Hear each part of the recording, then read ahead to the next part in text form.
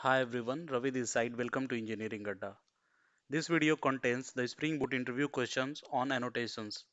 Here we have discussed all the important annotations of Spring Boot. When we are going to develop the REST APIs in Spring Boot, what all the important annotations are used, we have discussed here. We have also discussed the differences between those annotations, like what is the difference between request parameter and the path variable, what is the difference between the REST controller and the controller, what is the difference between REST controller advice and controller advice. So similar kind of annotations are discussed here with the practical implementation. So this is a one-stop video for all those who are looking for the Spring Boot interview questions on annotation. So let's get started for that. Hi everyone, Ravi this side. Welcome to Engineering Adda. So today we are going to discuss what is at the rate request param annotation, why we are using at the rate request param annotation, and how we can use it. Everything we are going to discuss in this video. Okay, so first of all, let me try to explain you what is at the rate request param annotation. So what is its purpose? So this request param annotation is used in the Spring Boot REST API development. And what is its purpose? Its purpose is to supply the additional parameters to the base URL. Okay, so let me try to show you. So let's say, let me go to the Postman and let's say we have one API here, we have one URL here, and we want to put additional parameters after this URL. So with the help of at the rate request param, we can provide those additional parameters here. Here you can see if you type, let's say length, and let's say it is 2. So here you can see this additional parameters is coming. Okay, so this is how, and this is the purpose of at the rate request param. Okay, so with the help of at the rate request param annotation, we can provide the additional URLs or additional parameters to the base URL. Okay, and why we are using at the rate request parameter? There would be a couple of more annotation that carry out this work. We have at the rate query parameter as well. I will try to discuss why we are using query parameters and what is the difference between the request parameter with the query parameter. So there are a couple of other ways also we can provide the additional parameters to the base URL. But why we are using at the rate request parameter? Okay. So first of all, let me try to tell you that there is a two other ways, like using at the rest query parameter and using at the rate path variable. We can provide the additional parameters to the base URL. But now comes the picture why we are using at the rate request parameter. So at the rate request parameter is mainly used when you want to provide the additional parameters which are most of the time optional. Okay, so when you are using the at the rate path variable for the additional parameter, then that path variable parameter would be always mandatory to be in the URL. But this is not the case when you are using at the rate request parameter. You can most of the time whatever parameter are providing in the base URL, that would be optional. Okay, it can be mandatory also, but most of the time it is optional. So here comes the picture of why. Okay, so the purpose is to supply the additional parameter to the base URL. Why we are using it? So that we can use both of the options. Either it can be, either our additional parameter can be optional or the mandatory as well. But this is not the case for the others one. And I will try to discuss you what is the difference between the request parameter and the query parameter in some other video. Okay, so these two are clear now. How we can implement at the rate request parameter, I will try to show you those things as well. So for that I already have created one Spring Boot application and I have implemented the Swagger in it. Okay, if you don't know what is Swagger, so let me try to tell you. Swagger is a tool which try to document our APIs. Okay, I already have one video on my channel where I have integrated the Swagger in a Spring Boot application, developed the CRUD application there, and try to integrate Swagger in it. So Swagger is used to document these APIs. Okay, so I have integrated this Swagger in it, and Uh, this is, let me try to brief you about the application as well. So we have created one entity, which is product, and we have these four attributes here: ID, name, price, and the quantity. And coming to the repository, we have the product repository, which is extending the JPA repository. Coming to the product service, we have one product service interface and service implementation, where we are where we are implementing all the four CRUD methods. And then finally, we have the product controller, which is using all those four CRUD methods. So we have the find all API, we have the insert API, we have find by ID API, we have the update by ID API, and we have delete API. Now let me try to show you this configuration for the database connectivity. So we are using MySQL as a database. We have provided the URL for it, username and the password, and these are some additional configuration, and this is the port number on which our application will be up. Okay, let me try to remove this, it is not used. So let me try to run this application and try to show you these endpoints in the Swagger, and then I will try to show you what all the records we have, and then I will try to implement at the rate request parameter there. So just you can see our application is up on the port number 9000, and if you'll go there and if you will try to open the Swagger locally,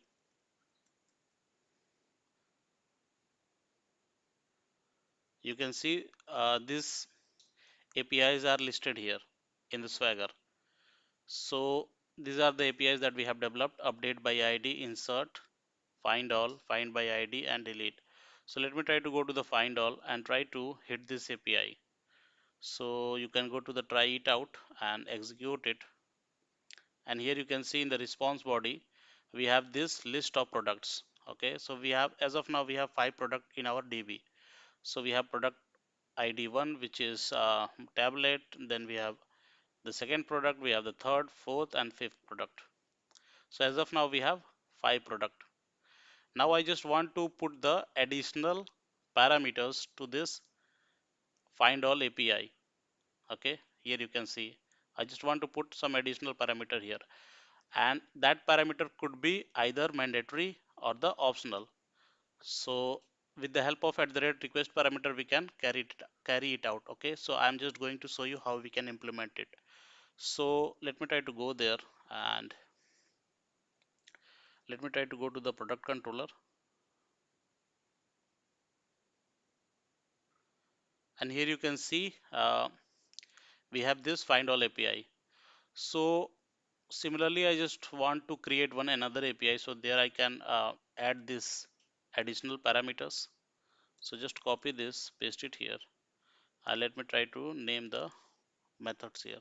So let's say get all products, and here let's say it is find all products. Okay, and let me try to pass the request parameter here. Okay, and let's say this is length. So first of all, let me try to tell you what we are going to implement here. So we are providing one length, and with the help of that length, we are going to find out the top products. So let's say our length is 2. So we are going to find out only top products, top 2 products, and try to return it from this API. So those things we are going to do here. Okay. So let's say our request parameter is length, and let's say it is int length. Okay. So we are good. Now let me try to pass this. So first of all, let me try to go to the service method. Okay. So I'm inside the service interface, go to the implementation of it. And similarly, we have to create one method here inside the product service interface, as well as in the product service simple, which will be called inside the API, the new API that we are going to develop. Okay. This find all products. We are not going to use this find all. Okay. So let me try to go there and just copy this, paste it, and let's say it is find all products. and here we are passing the length. Okay, so if we'll go down, sorry, copy this, go inside the implementation, and let's say let me try to override the method that I have created as of now in the product service interface. So this is the one. Okay, now we have the find all products, and we are passing the length here, and let's say the return type is like modifier is public for it, and return type is list of products. Okay, so we are good. Now let me try to implement it. So what we are going to do, we are passing this length, and based upon that length we are finding out the top those products. Okay, so let's say length is 2, then we are finding out the top 2 products. So first of all, I'm just going to create a list of products, uh, top products. Okay, and this would be, or you can say it is all products. And now what we need to find out all of them. So we can use the find all method, which is provided by the JPA itself, using this product repository. So we are finding out all the products as of now, and now what I will do, I will try to create one another list which will be filtering out the top products based upon the length. Okay, so top products,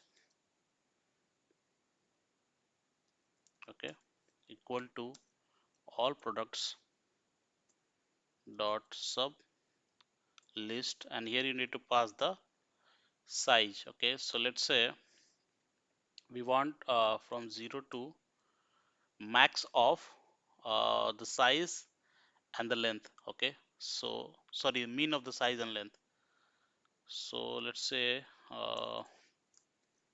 math dot mean and length comma all products dot size. Okay, so let me try to explain you this.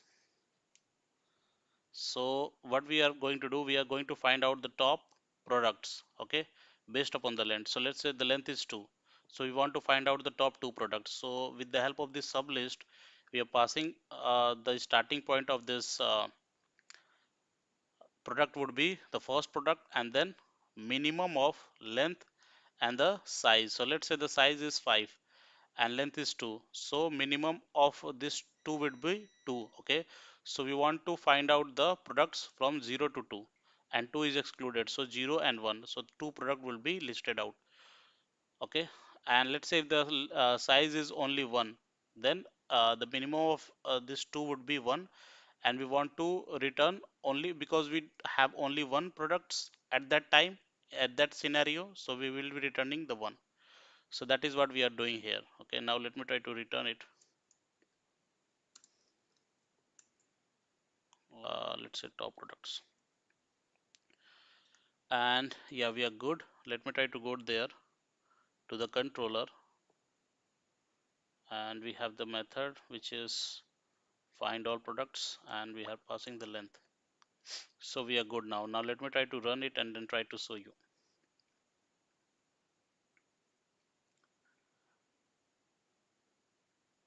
So just wait for a few seconds and it will be up.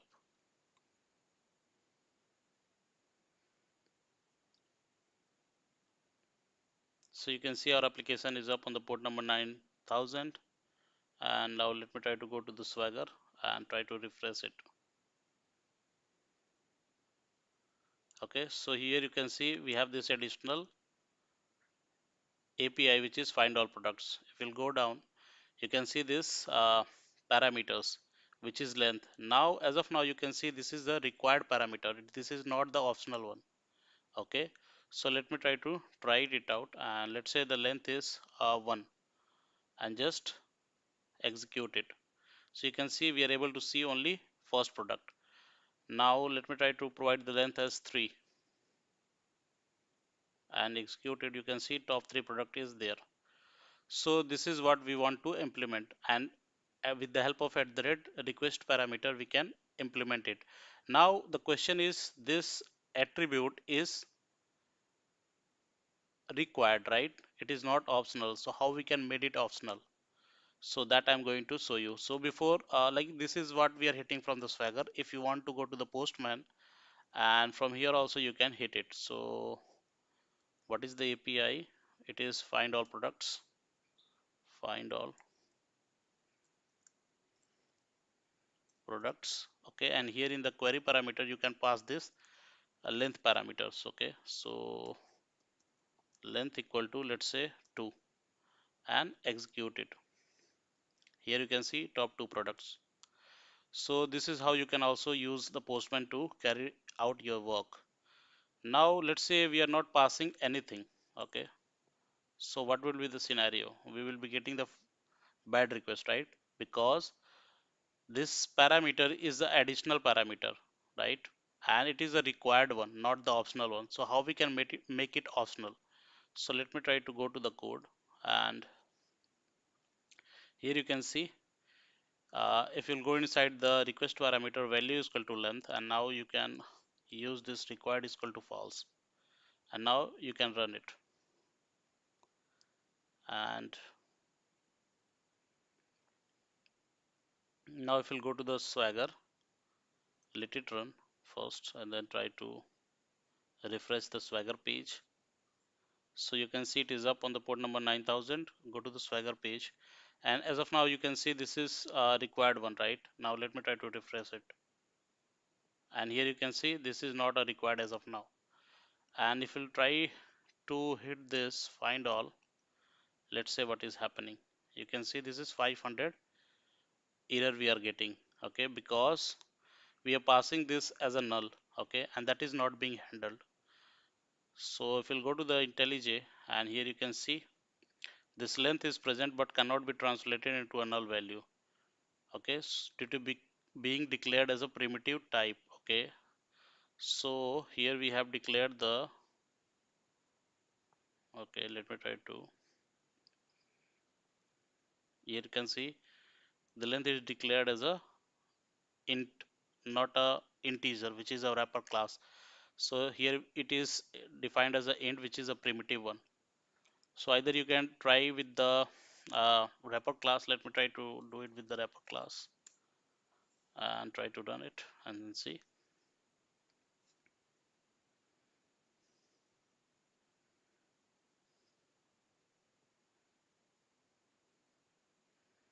Now it is up. Go to the browser, refresh this page, and let it try it out. Execute it. Still we are getting this, right? Let me try to go to the IntelliJ, and here you can see uh, length is null, so that is why it is not able to invoke this API. Okay, so what we can do, we can handle this situation. Okay, so let's say when we are passing nothing from the URL in the form of parameters, then in that scenario I want to set the length default as a 1. Okay, so how we can do that? So let's say, let me try to catch it in the list of product.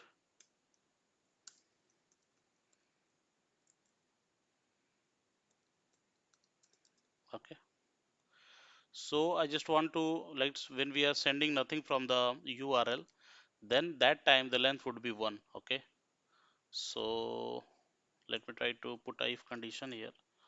So if length is equal to null, then make length as equal to 1.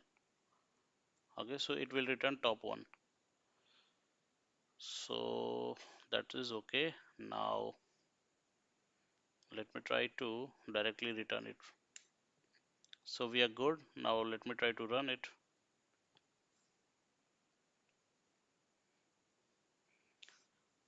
So this length is optional as of now, right? But because we were using, we are not sending any value, so it is becoming null. Now we have by default set it as a 1 in the code. We don't need to provide the length here in the URL, right? Here in the URL you can see we are not going to provide, but by default it will take it 1 because we have changed the code as of now. So let me try to go to the IntelliJ and then see our application is up. And if we'll go here and refresh this page, and as of now you can see we are not providing any length, and go to the try it out and execute it. And here you can see you are able to see the top one. We are not providing any additional parameters here. Okay, so you can also try it out with the postman as well. So if we'll hit this, you can see we are getting by default the first one product. So you can see this at the rate request parameter annotation. Let me try to go here. So you can see this at the rate request parameter annotation can be used both ways. It can be used to provide the additional parameter as a mandatory, or to provide the additional parameter as a optional. Okay, so that thing it can help us in doing. But when we are using at the rate path variable, we need to mandatorily provide that parameters in the form of a URL, right? But here when we are using at the rate request parameter, we can use it is as a optional or the mandatory, both. Most of the time it is used as a optional. Okay, so this is how you can use at the rate request parameter, and this is about the video. If you like the video, please hit the like button and please subscribe the channel for more such content. Thanks. Hi everyone, Ravi this side. Welcome to Engineering Adda.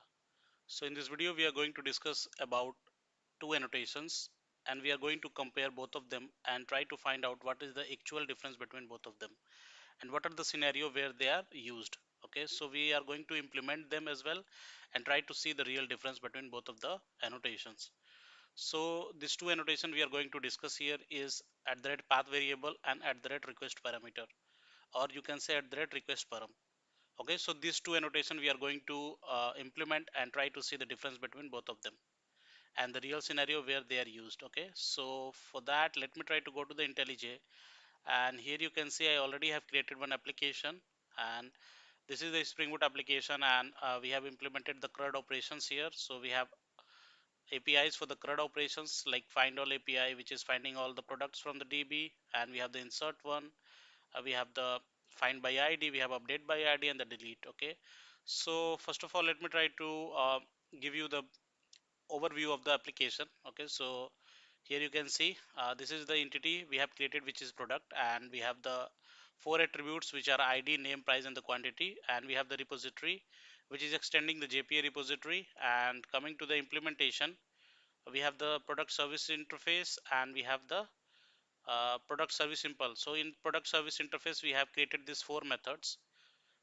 which is carrying out the CRUD operations here. Okay, so you can see we have the insert, we have get by ID, we have update and delete, and we have the find all. Okay, if you'll go to the product service implementation, you can see the implementation of all those methods which are there in the product service. Okay, and finally we have created this API so that we can call the implemented method here. Okay, so this is about that, and I have already added the Swagger extensions, you can say, or the Swagger dependency in our application to list out or to document all these APIs that we have created in the Swagger, so that we can see those things in the Swagger and try to implement or try to hit these endpoints from the Swagger itself. So for the sake of convenience, I have implemented the Swagger in it as well. Okay, if you don't know how to integrate Swagger in a Spring Boot application, then there is a video on my channel, you can go and watch it out.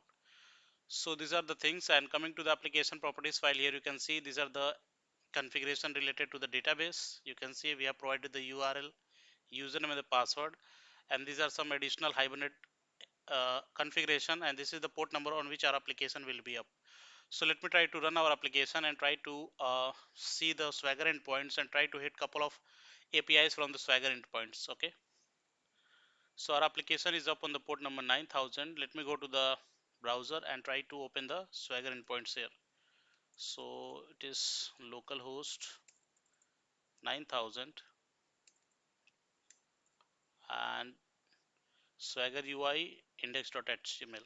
Okay, so you can see this is the Swagger documentation of our APIs. Okay, so you can see we have the put, post, get, which is find all, and we have the get by ID as well, and we have the delete API. So all these APIs are coming here. And if you go to the find all API, you can see, go to the try it out, and you can execute it. So you can see we have, as of now, we have 5 products in our DB. Okay, now let's say you want to find out the particular product. Okay, so you can pass some additional parameters here, and based upon the criteria or the parameter, this will try to find out the product. Okay, so let's say I just want to fetch out top 2 products, and those argument, the length, I will be passing through the URL. Okay, so with the help of this request parameter and with the help of at the rate path variable, we can do that thing. Okay, so let's say we have this find all API, and additionally we want to append the parameters here. Okay, and that parameter is the length parameter. Okay, so we are just going to provide the length. Let's say the length is 2, then it will find out the top 2 products from the DB and show us. So that thing we are going to do here. And this additional parameter we can pass through either with the help of at the rate path variable or at the rate request param. Both of them can be used, but what is the basic difference between both of them? So when we are going to use the at the rate path variable, then it is mandatory to provide the parameters in the URL, in the base URL. But when we are going to use at the rate request param, then it is not mandatory all the time to pass the parameters in the base URL. It can be optional or mandatory itself. Okay, so both option is available when we are using the at the rate request param, and when we are using at the rate path variable, then we need to mandatory provide that in the base URL. So this is the basic difference, and I will try to create one API, and there I will try to show you the uses of both of the request and the path variable as well. So let me try to go to the IntelliJ and try to show you those things. So if you'll go to the product controller, and let's say we have this find all API. So let me try to copy this, and let me try to paste it here. So let me try to again tell you what we are going to do. So we are going to pass the additional argument here, and that argument will be passing through the URL. So let me try to open the Postman and try to show you those things as well. So once it is more clear, then it will not take much time to implement it. So I just want to make you clarity what we are going to do and how this path variable and request param are helping us. Okay, so let's say we have this API. Okay, now let me try to hit this. So you can see we are able to see all the 5 products. Now what I want to append a additional parameter here. Okay, so let's say I just want to append length, and let's say it's equal to 1. Okay, okay, so it will try to fetch out the top 1 product. If the length is 2, it will try to fetch out the top 2 products. So here, when we are using at the rate path variable, then we can directly pass the length and try to find out the top 2 products. Okay, but when we are using this at the rate request parameter, then we need to provide this as a additional parameters that we can pass here. Let's say the length is the parameter and its value is 2, so those things we need to pass here. So that is what we are going to do, and the basic difference between the at the rate path variable and the at the rate request parameter is that at the rate path variable is used, then it is mandatory to provide the additional parameters in the base URL. And when at the rate request parameter is used, there is a 2 option that are available. Either you can use it as an optional or as a mandatory. Okay, so let me try to go to the IntelliJ and try implementing it. So first of all, I will try to implement this API with at the rate path variable, and I will also try to create another API which will be implementing the request param. Okay, so let's say find all path variable, and here we are passing the length. Okay, and let's say, let me try to go to the service, and here let me try to create one method which is list of products, find all top products. Okay, and let me try to go to the implementation of it, copy this, and let me try to implement the newly created method. Okay, so what it is doing, it is trying to based upon the length, it will try to find out the top products. Okay, so let me try to create a list of products. Okay, so let's say it is list of top products, something like that. Okay, or list of products, and this is coming from the product repo dot find all. So we are, first of all, we are finding all the products, and based upon the length we are just going to find the top those products which are equal to the length. Okay, so let's say it is list of products and it is top products, and let's say we are going to find it from the products dot sublist, and here we need to pass uh, the sublist what you want to find. So we are going to find from 0 to length. Okay, so let's say 0 comma and math dot min of the length and the total size of the products. Okay, so length dot product size. So I will try to explain you what we are going to do. So here you can see, first of all, we are finding all the products, and then based upon this length we are finding out the sub list of the products. So from 0 to length, whatever is minimum, either length can be, let's say length is 2 and product size is 5, then minimum of both of them. So minimum is 2, then it will try to find out 0 to 2. 2 is excluded, that means 0 and 1. So these top two products will be find out from the product list, and then it will be stored in the top products list, and then simply we can return that. So that is what we are going to do. Let's say the size is 1 and you want to list out the top two products. Then in that case the minimum should be 1. Then we are going to find out only one products. Okay, so that is why we are using math.min here. Okay, now let me try to return this top products here.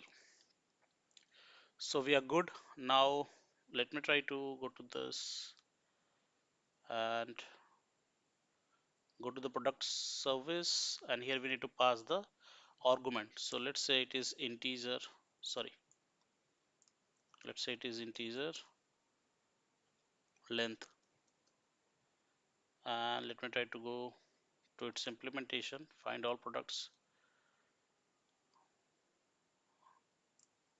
and let's say it is also integer and length. Okay, why we are giving this, copy this and go to this product service. Yeah, it is okay, go there, find all products, no method is there, and we are turning it as well. Now let me try to go to the controller and try to call this here. Okay, so let's say find all products, and we are passing the length as a uh, in the form of URL itself, in the form of base URL itself, right? So we are going to use the path variable here. Okay, so let's say int, or integer, you can say integer length. So let me try to cut it from here. It would be passed in the above method, which is get all products. Let me try to rename it, get all products, and here we are passing this at the path variable, and we are passing the length here, and that length would be passed to the find all products, which is coming from the product service. Okay, so I will try to give you the whole flow as well. So let me try to go here, and we are inside this list of products. Now we are, let me try to make it public. Okay, so we are good now. So from controller, we are going to the product service interface, and then we are going to the implementation of it. In the implementation, you can see, first of all, we are finding out all the products, and then we are listing out the top products, okay, based upon the length, and then simply returning it. So this is what we are going to do. Now here you can see we are passing the length in the form of URL itself, so it become mandatory, right? And that is why we are using at the rate path variable here. Okay, so path variable is used only when you are passing the parameters in the base URL, and that is mandatory. Okay, so now let me try to run it and then try to show you. So yeah, it will be up in few seconds. Let me try to cut it from here, and you can see this application is up. Now let me try to go to the Swagger and refresh it. So just minimize it. You can see this find all path variable, and we are passing the length. So now you can see the length is required one. It is not the optional, it is mandatory one, right? Now let me try it, and you can see we are passing the length as 2. So it will try to find out top 2 products. Now execute it, and here you can see these top 2 products are coming. But you can see in the URL, it is necessary to pass this argument, right? It is not optional. So whenever you are using at the path variable, it is become mandatory to pass the argument in the URL. Otherwise, this URL won't work. So this is about the path variable. Now coming to the request param, you can provide argument as a additional parameters, optional parameters, or mandatory itself. Okay, so both of the options are available when you are using the at the rate request param. Okay, so let me try to show you how you can do use the request param. Okay, so let me try to copy this URL and paste down, and let's say this is find all request param, and let me try to remove the path length from here. Okay, and let's say let me try to use request param and find all products request param, and we are passing this length with the help of at the rate request param annotation, not with the help of at the rate path variable. Okay, now we are passing it to the find all products method, which is inside the product service. So we are using the same method, okay, but we are creating different API. So go to the product controller and let me try to run it and then try to show you. So as of now, this will come as a mandatory one. Okay, so let me try to see. Yes, our application is up. Now let me go to the browser and refresh this Swagger. Now you can see we have additional API, which is find all request param, and here you can see we have the length as a mandatory fields. Okay, so let me try it out, and let me try to provide the length as 2 and then send it. So here you can see we have this mapping, which is find all request param, and then we are providing the additional argument, which is length, and this time this length is mandatory. You can see here it is required, else this API won't work. Okay, so we are passing this argument, okay, and this time it is mandatory one, and you can see this is giving the result. But you can also make this as a optional. Okay, so how you can do that, I'm just going to show you. And this thing you can also hit it from the postman. So let me try to go to the postman, and here you can see uh, what is the mapping. First of all, let me try to go to the intelligence. So the mapping for this API is find all request param. So go to the postman and API products find all request param, and then here you can pass in the query parameter, you can pass your length. Okay, so let's say it's length, and then let's say length is 3, and then send it. So you can see top 3 products are coming here, and in this form you have to provide the additional parameters. Okay, so you need to provide the name of this parameter and then its value. So first of all, this is the base URL, and then you need to pass the question mark, and then you need to provide the key and value of the additional parameter. You can see, right? So this is how you can use at the rate query parameter, and sorry, this is how you can use at the rate request parameter. And this time we are using request parameter as a required one, as a mandatory one, but how you can use it as a optional. Okay, so that I'm going to show you. So let me try to go to the IntelliJ, and here you can see in the request parameter, let's say this is length, and let's say it is required equal to false. Okay, so this time this required becoming false. Okay, now let me try to run this application and try to show it in the Swagger. So this time we are making it as a optional. Okay, so either you can pass or not pass, then it will work. So let me try to come here and let me try to refresh it. Here you can see this required is gone. Now it is coming as a optional. And if you'll go to try it out and if you'll execute it, here you can see we are getting the internal server error.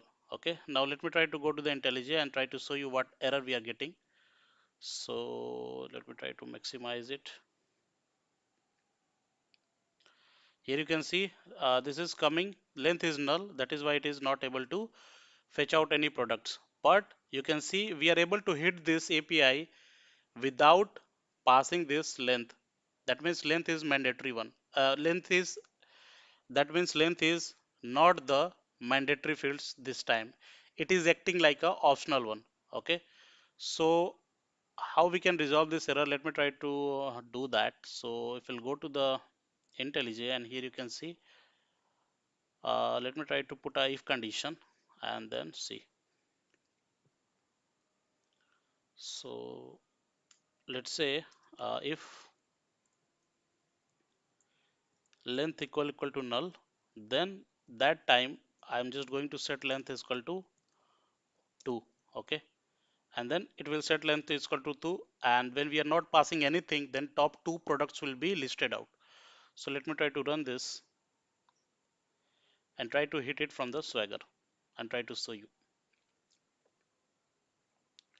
So it is becoming optional when you are using this required equal to false, and we are handling this null condition by setting the length is equal to 2. Okay, so without passing any length as a request parameters in the form of URL, with the URL you are going to hit this URL. Okay, so let me try to go to the Swagger and refresh it. So you can see here we are not passing anything in the length, and we are going to try it out and execute it. So you can see we are able to fetch these two products, top two products, and we are not getting the error this time. So we are able to hit this URL without passing the additional parameters. That means this time length is coming as a optional. Okay, so this is the condition, and if you are going to provide the length as 3, then it will try to fetch out the top 3 products. You can see, right? So this is the basic difference between at the rate path variable and at the rate request parameter in the Spring Boot REST APIs. So this is about the video, guys. If you like the video, please hit the like button and please subscribe the channel for more such content. Thanks. Hi everyone, Ravi this side. Welcome to Engineering Adda. So today in this video we are going to see the difference between request body and response body annotation. So first of all we'll try to cover the difference between both of the annotations, and then practically we'll try to implement both of the annotation and then see the difference. Okay, so everything we are going to cover in this video. So let's get started for that. So first of all, what is request body annotation? So request body annotation, as the name suggests, this annotation help us to read the request and convert that request to the Java object. Similarly, response body is the annotation that help us to send the response in the form of JSON or serialized data, you can say. So these are the two work of these two APIs, respective APIs, you can say. So let me try to go to the new slide and then try to show you what is request body. So you can see this annotation is used to bind the HTTP request body to a method parameter or the object in the server side code. So let's say you have one client which is sending one HTTP request, and in that request you have some payload. So that payload is in the form of the JSON or the XML. So request body help us to read that and convert it to the Java object. Okay, when a client sends the HTTP request with a payload in the body such as JSON or the XML data, the request body annotation tells the framework to deserialize that payload into the Java object. Okay, It allows you to retrieve the data sent by the client and use it in your application logic. So this is the work of request body. Now coming to the response body, you can see as the name suggests, this annotation is used to indicate that the return value of a method should be serialized and included as a response body in the HTTP request response. Okay, so when someone is wanted some response, let's say the client is hitting the get API and he wants some response from the server side. So that response should be in a serialized format, right? That is where the response body annotation comes into picture, which sends the response in the serialized or the JSON format. Okay. So when a client make a HTTP request to an endpoint, the server processes the request and return a response. Okay. At the rate response body annotation is used to specify that the return value of the method should be serialized, typically to the JSON or the XML, and sent back to the response body, sent back as a response body to the client. Okay, so this is the work of the request and the response body, and these are some basic difference between them also. Okay, so I have already created one Spring Boot application where I have implemented the CRUD APIs. Okay, and first of all, let me try to go to the IntelliJ and try to show you those things as well. So let me try to go there, and yeah, here it is. So you can see this is the application that I have created, and let me try to brief you about the application. So this is the product management application or product CRUD application, you can say. So you can see we have the entity called product, and in the product we have the ID, name, price, and the quantity. And coming to the repository, we have the product repository, which is extending the JPA repository. And coming to the service, we have a product service interface where we have created all the CRUD related methods, and we have the implementation of this interface, which is product service simple, where we have implemented all the CRUD methods here. So you can see we have the insert, we have get by ID, we have update, and we have the delete. Okay, so everything we have covered here. We have the find all, and we have the find by some length. Okay, so first of all, let me try to go to the product controller, and before going there, first of all, let me try to go to the application properties and try to show you what all the configuration I have did so that we can connect with the database. So as of now, here I'm using MySQL as a database, and this is the URL, and this is the database that I'm using, and these are the username and the password, and these are some additional Hibernate related configuration, and this is the port number on which our application will be up. So these are some additional configuration so that we can connect with the database and do some operations there. And yeah, now let me try to brief you about the product controller. So here you can see I have implemented couple of APIs here, but as of now I have commented out all of them, and I will freshly create this APIs so that I can show you the difference between the request body and the response body. Okay, so before going to the implementation of it, I just want to let you know that I have included the Swagger dependency in our application. Okay, so that I can document our APIs. So here you can see this is the dependency that I have included for the Swagger. If you don't know how to create a Spring Boot CRUD application, there are videos on my channel. I will also provide the link of those videos in the description.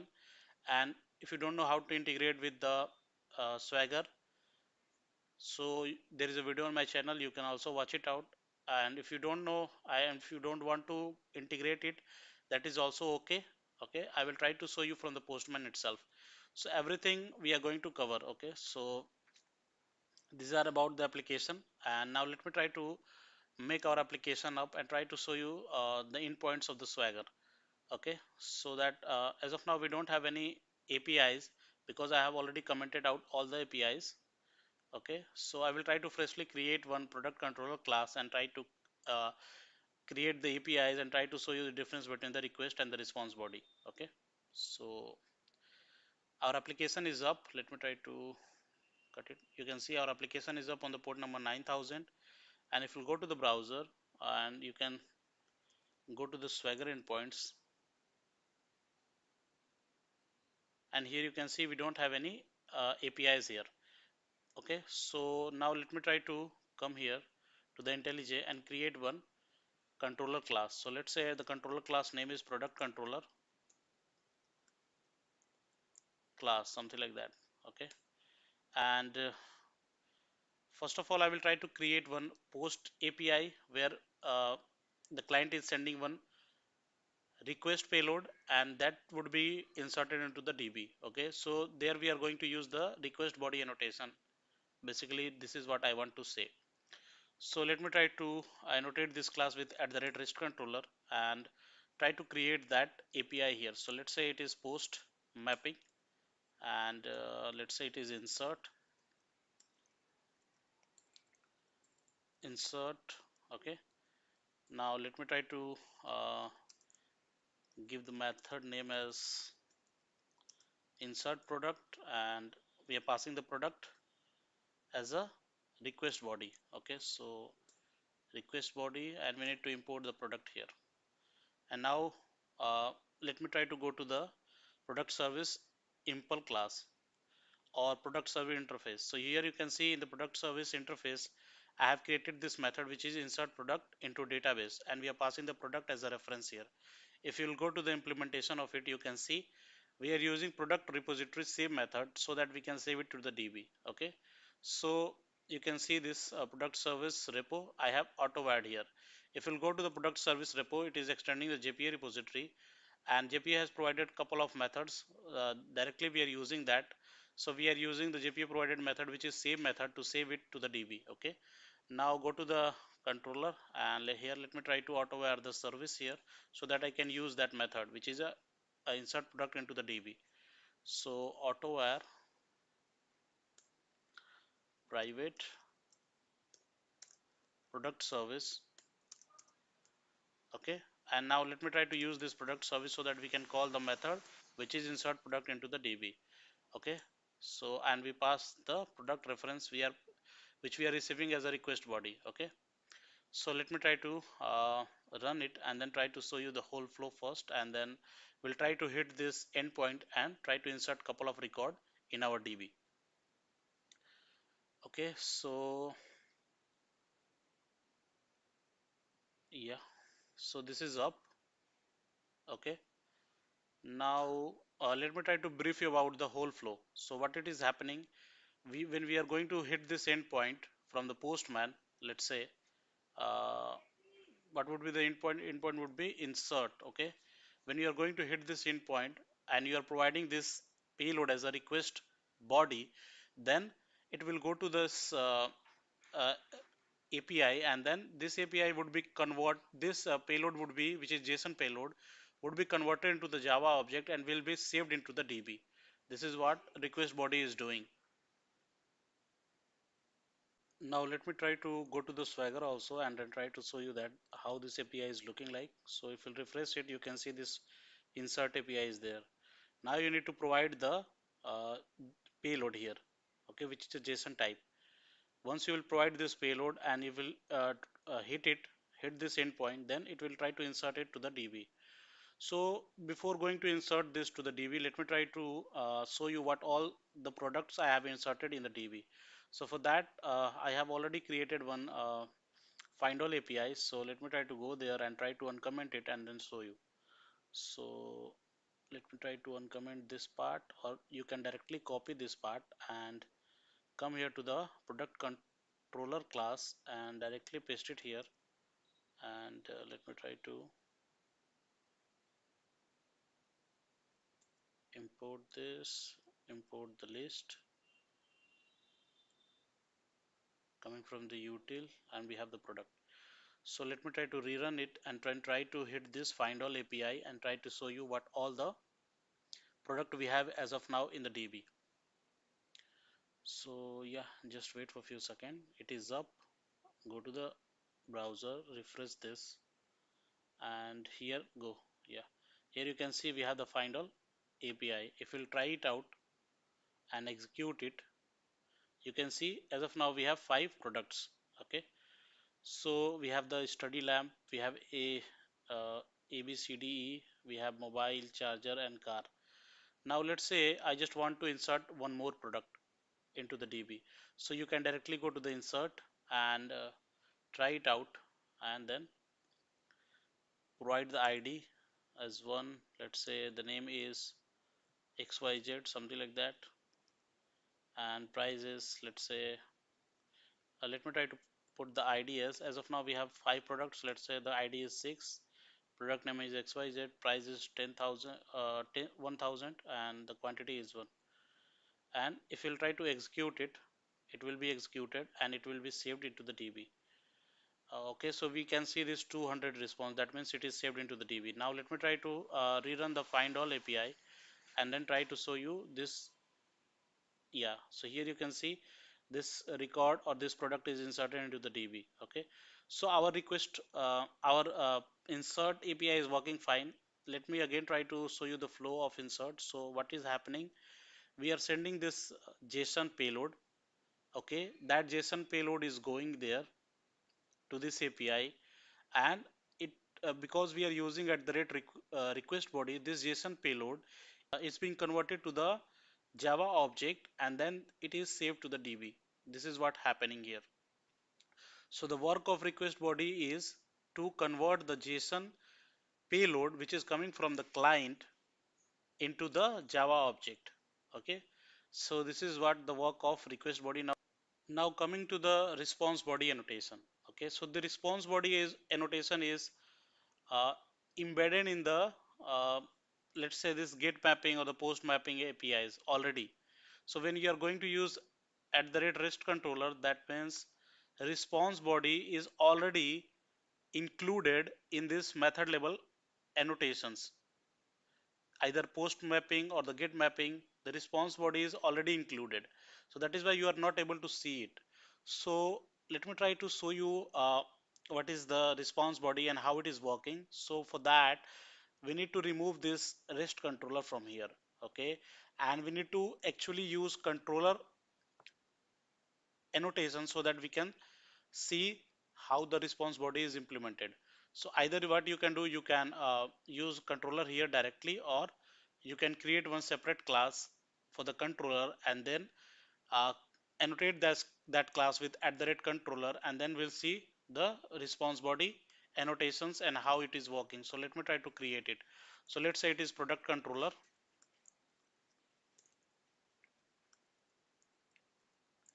class 1, something like that. This is not the good naming convention, but yeah, as of now we are not going to implement it in the production, so you can use it. So just annotate this class with at the rate controller. Now let me try to auto wire the product service here. So let's say product service private product service,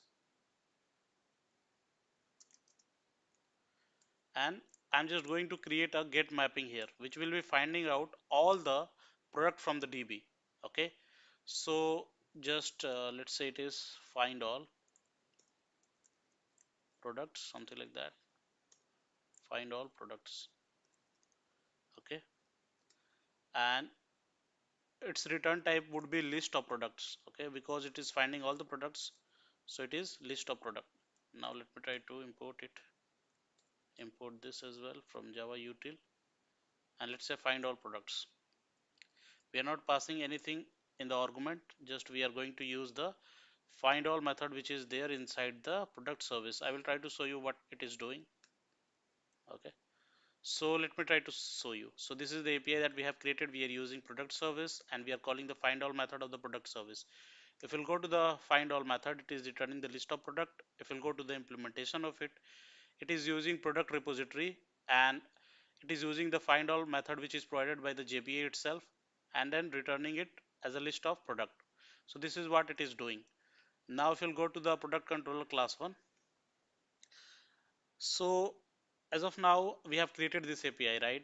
But when you are using at the rate controller for the class, then you need to explicitly provide the response body here at the method level, so that whatever thing it is getting from the database, whatever Java object it is getting from the database, it should convert that object to the JSON or the serialized data. So you need to use at the rate response body here, then it will properly work. So let me try to run this application and then try to see if this API is listed there in the Swagger or not. So just I just rerun it and then see. So if it is working properly, it will be listed, else it won't be listed here. So if you'll refresh this Swagger page, here you can see we don't have this API here. Now let me try to go there and try to include the at the rate response body annotation, so that whatever thing it is getting from the DB, it will try to convert that to the JSON and then return us as a response. So let me try to run this again and then try to show you. So just, yeah, wait for a few seconds. You can see this application is up on the port number 9000. Now go to the browser and refresh it. So now you can see we have this product controller class 1, and inside that we have one API which is find all products. Now it is coming properly. If you'll go down and if you'll try it out and execute it, now you can see all the products is coming. All the 6 products are coming now. So this is what the real implementation of request body and the response body, and these are the difference between the request body and the response body. Okay. And if you are like if you have not included the Swagger in your Spring Boot application, you can directly go to the Postman and try hitting those API from here as well. So let's say this is the insert API, right? Whatever thing you are providing here as a JSON, you can come here to the Postman, use a post request, provide this API, and then go to the body, go raw, and then choose JSON here, and then you have to provide this payload. Okay, and then you have to hit it. So let's say I'm just going to insert one more product. So let's say it is 7,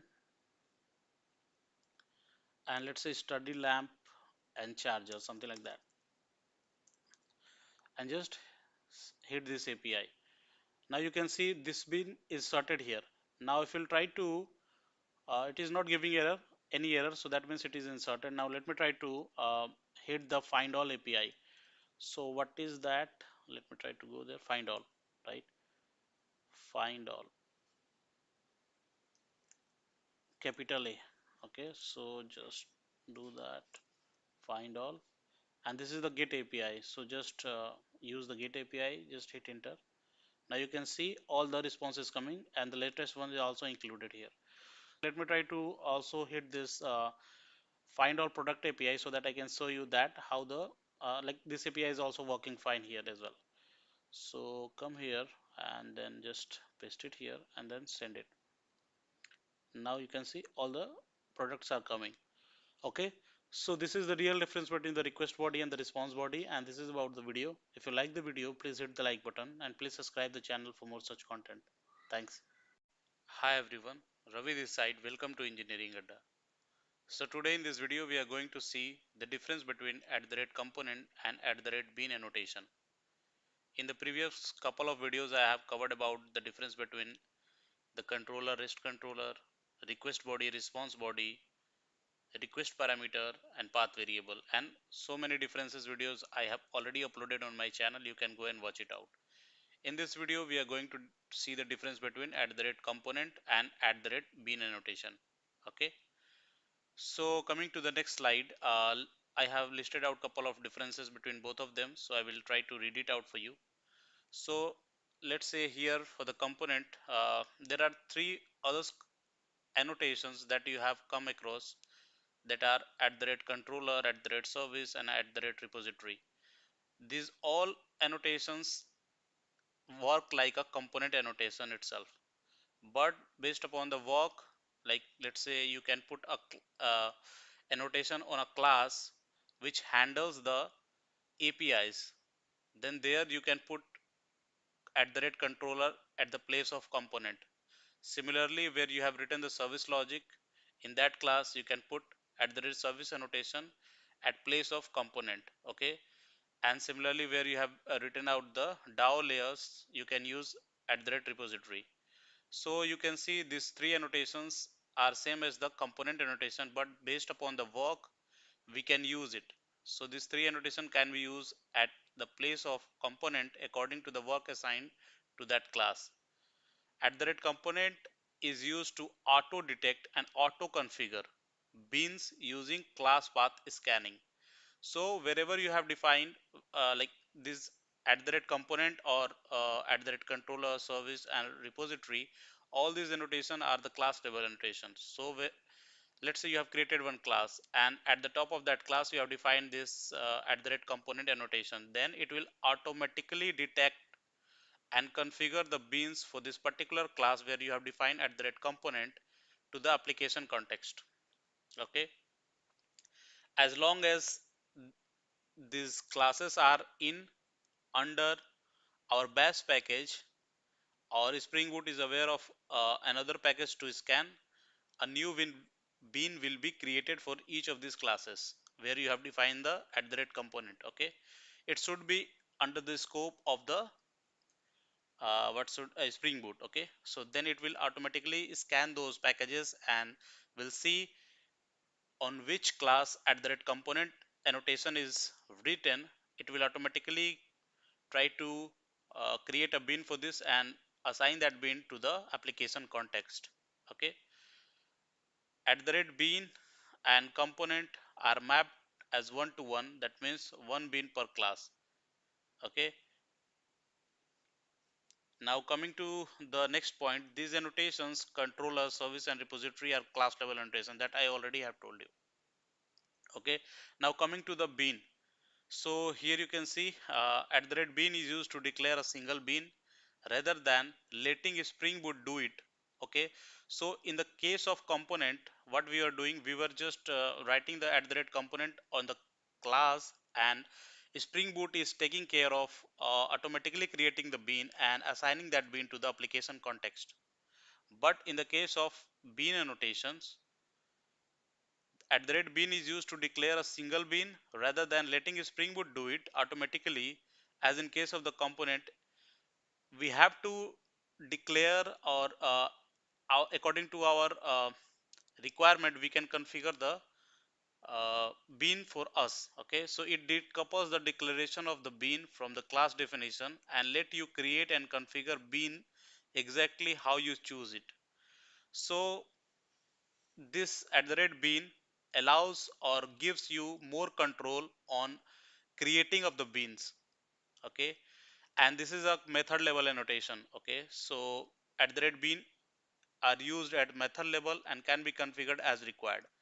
So coming to the implementation, I will tell you where you can write at the rate component and where you can write at the rate bean, and how uh, the bean is created in the case of at the rate component and in the case of at the rate bean annotations. Okay, so let's get started for that. So let me try to go to the IntelliJ, and here let me try to create one application for you. So go to the file, new project, and let's say Spring Boot component versus bean. Okay, select a Maven and go next. Let me select Lombok and web and create it. Open in a new tab, and it will take few seconds to configure it and download the dependency. So just okay, I think I have closed this. So just wait for few seconds. Once it is done, then we can start doing the development and try to utilize the component and bean annotation. Okay, so just wait for it. I think it is done now. Let me try to open it. So here what I'm going to do is I'm going to create a controller, a service, and an entity. So I will try to create a controller where I will try to create one get API which will be accessing the list of users, which will be giving you the list of users. Okay, so here we are not going to use any database. Okay, directly what I'm going to do is I'm going to create a list where I will try to assign couple of users in it, and then we'll directly use that list in the service, and then we'll try to call that service method inside the controller. Okay, so let me try to do the development for this and then we'll see. So just create a entity, let's say user entity, and let me try to annotate this at the rate all argument constructor, no argument constructor, and data. Okay,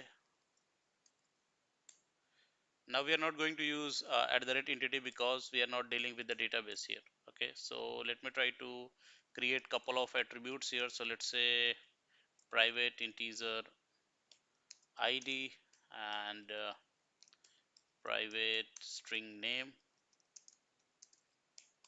and let's say private string address. Okay, so I have created these three attributes. Now let me try to create package service dot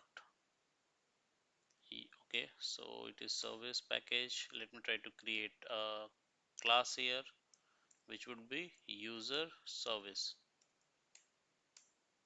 Okay, now let me try to do a post construct and try to create a method init,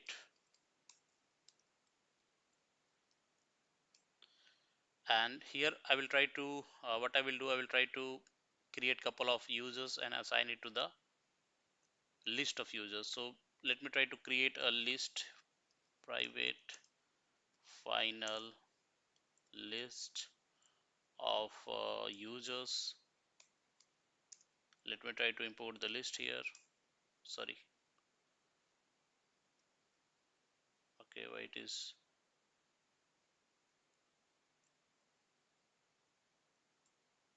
imported from Java util. Yeah, list user list something like that, or list it would be equal to new array list, and let me try to import the array list as well. So we are good now. Now here let me try to create one user, new user. Let's say it is the name is let's say Ram, and let's say address is Bangalore, and let's say the ID is 1. Okay, so we have created one user, and let me try to assign this to the list above that we have created. Okay, so this dot list dot add user, and this is the post construct. Now let me try to create a method here. So the post construct annotation, what it will do, it will, whenever you are going to run the application, it will create one user which is the ID is 1 and name is Ram and address is Bangalore. It will create this user and assign this user to the list that we have created above, and this list we are going to use, and going to use it in the method that I am going to create here in the user service, and that method will try to use inside the controller or the API that we are going to use. So let me try to create the method. It would be returning the list of user, let's say get list, and return this dot list. Okay, so this is the method that I have created, which is get list. Let's say, let me try to do it like get list of users. Okay, now let me try to go to the create the package controller, and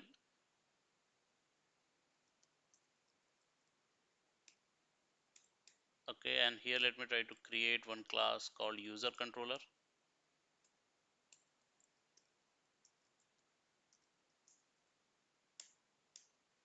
Okay, now let me try to create one get mapping here, and let's say it is users, and it would be list of users, let's say get all users, and we have to, what we have to do, we have to auto wire the service reference, user service reference, so that we can directly call this get user of get list of user method. Okay, so before going to uh, create or auto wire the instance of the user service inside the user controller to call this get list of user method. Let me try to show you some cool feature of Spring Boot. Okay, so here I'm using the IntelliJ Ultimate version, and it provides the option of Spring. So you can see this option, more tool window. If you click here, you will find the option of Spring. So in this Spring tab, it shows the list of beans that is being created inside the whole application. Okay, so if you open this Spring tab, just click on it, and here you can see it has opened the tab for you, and it is showing you this is the bean that is being created inside the application in your whole application flow. So you can see this is the class Spring Boot component versus bean application. You can see this is the one class that it is showing here, and for this class one bean is being created here. You can see inside the bean graph, you can see this bean. So for this particular class, the bean is created.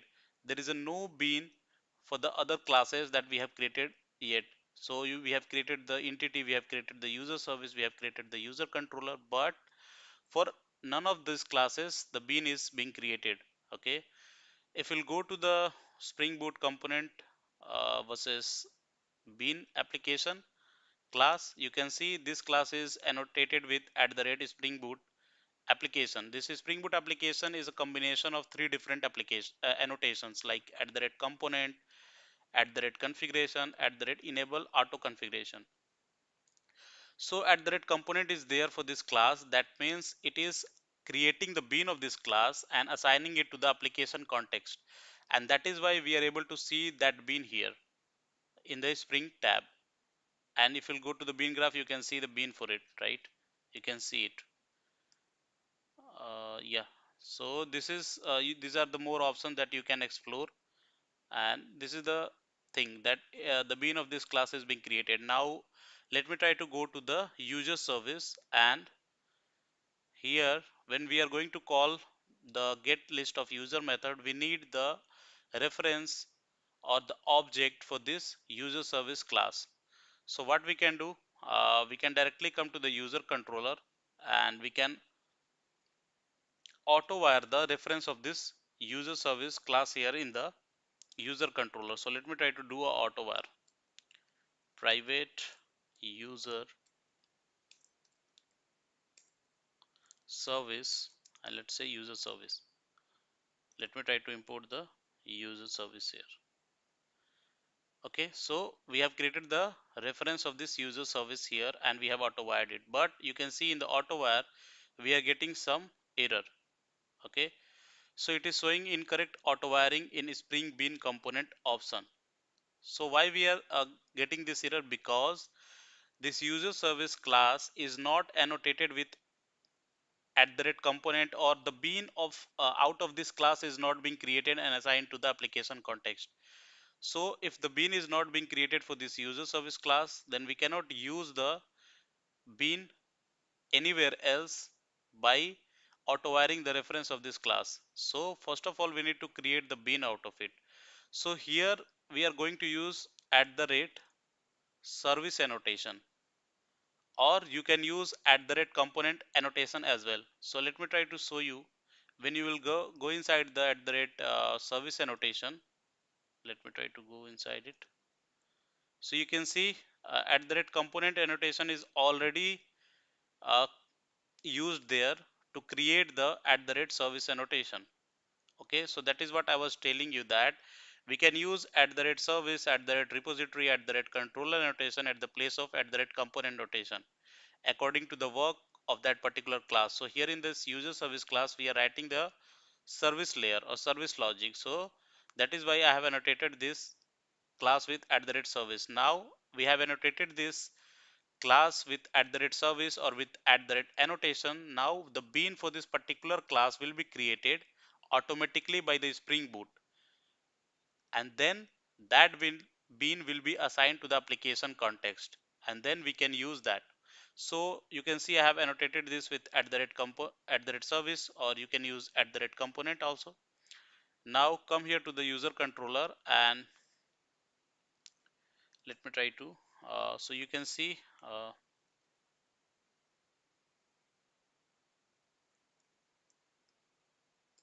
let me try to auto add it again. So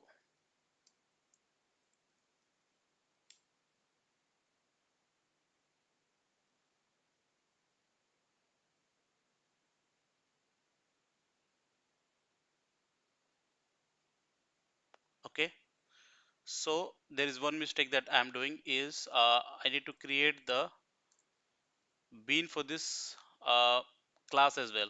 Okay, so you can see we have annotated this class with at the rate rest controller. That means this rest controller is also a kind of component through which the bean for this user controller class is being created and assigned to the application context. So if you'll go inside this at the rate component, you can see it is annotated with at the rate controller.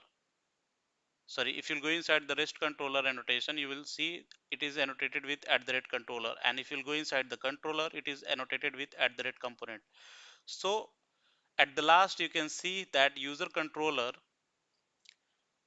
when annotated with at the rate rest controller, that means it is also a kind of component.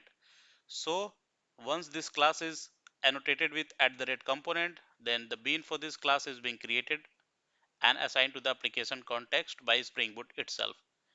So what we did, we have created the bean for this class, we have created the bean for this user controller, and now we have auto-wired the reference of the user service. Now let me try to use the user service and then try to call the method that we have created inside the user service. So what was the method? Let me try to go there, and it is get list of users. So copy this, come here and just paste it here.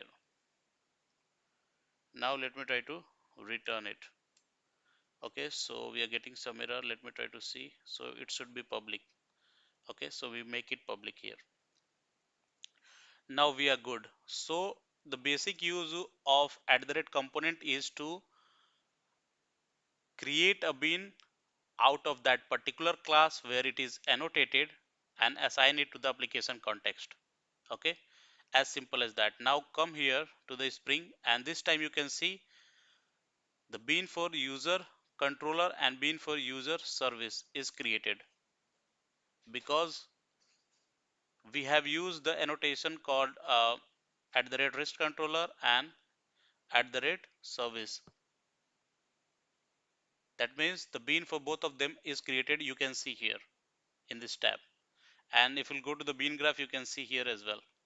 And here it is saying that you have auto add the user service inside the user controller. You can see this, right?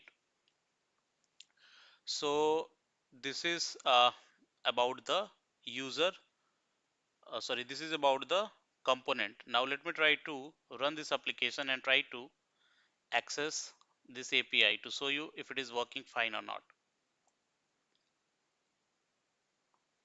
And after that I will try to show you the use case for the at the rate bean annotation. Okay, so this application is up and it is up on the port number 8080. Let me try to go to the browser and try to hit it. So http localhost 8080 slash users, I think it is users. So here you can see we are getting the list of user. I have only one user which we have created inside the post construct. So when we are running the application, it is loading that and then we are using it. So let me try to go to the IntelliJ, and we have like this application is working fine, this API is working fine. So let me try to give you the whole flow, and I will tell you how at the rate component annotation is being used and what its purpose is. So here we are in the API and this class is annotated with at the rate rest controller.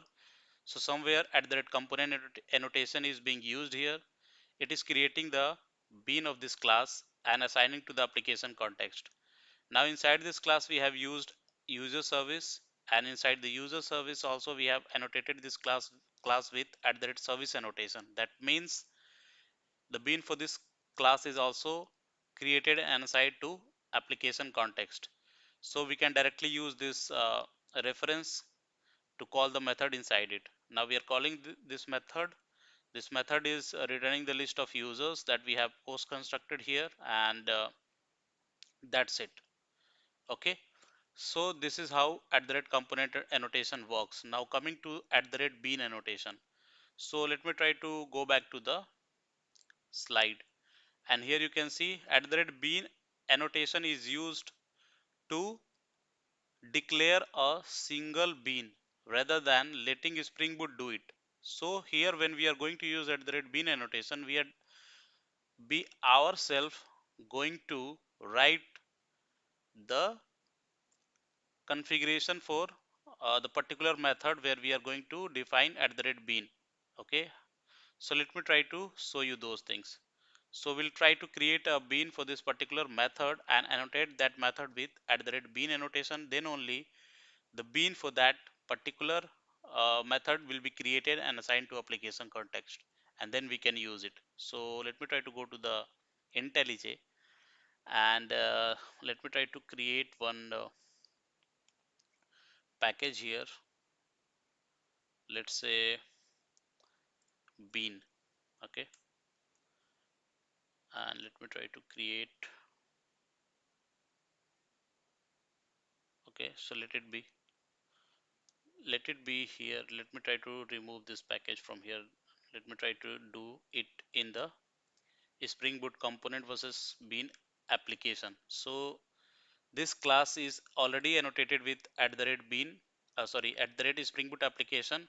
That means it is already annotated with at the rate configuration, at the rate component, and at the rate enable auto configuration. So this annotation combines of three annotations.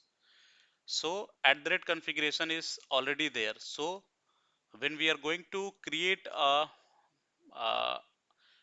bean out of the method by assigning at the rate bean annotation, then we have to configure that by ourselves. Okay, so automatically, because this class is having at the rate configuration class, so we can directly create or use at the rate bean annotation here. So once we'll use the bean annotation, it will create the bean out of that method, and because this class is already having at the rate configuration annotation with it, so it will also assign it to the application context. Okay, that is why I'm going to create the bean here. Else what you can do, you can separately create one class. Okay, so let me try to do that so it will be more clear for you. So let's say it is config, and let's say it is user config class. Okay, now you have to annotate this class with at the rate configuration. Okay, let me try to import this, and here you can create a method that will be returning the user object. Okay, so let me try to do that. So let's say you can do protected, something like that. Let's say it is returning the user, and let's say get user bean, something like that you can say. Okay, let me try to import, and let's say this is returning return new user. Okay,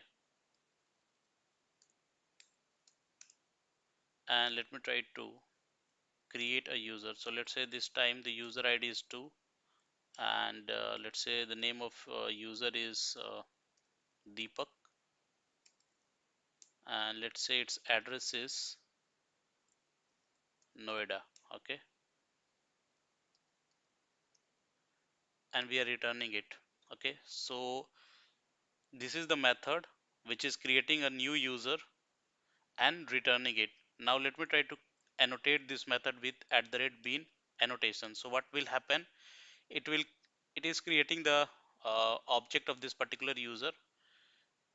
That means it is creating a bean of this particular user, and because this method is assigned with at the rate bean, the bean will be created, and then because this class is assigned with at the rate configuration annotation, it will automatically be configured with the Spring Boot application context. So now let me try to go to the Spring and try to show you. So you can see this time also the bean for user config class is also created, and here you can see get user bean. This method name is also listed here, which is creating the bean of a user. Okay, you can see this. So the bean for this whole classes are being created. You can see for the method get user bean, one bean is created, and for the use config class, the bean is also created.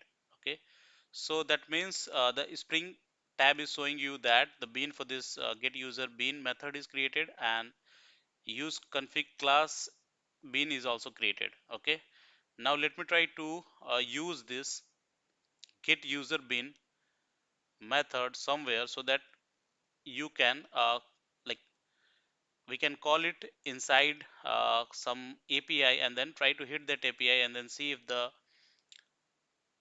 user, which is Deepak, is being logged or created or not while hitting the API. So let me try to go to the user controller.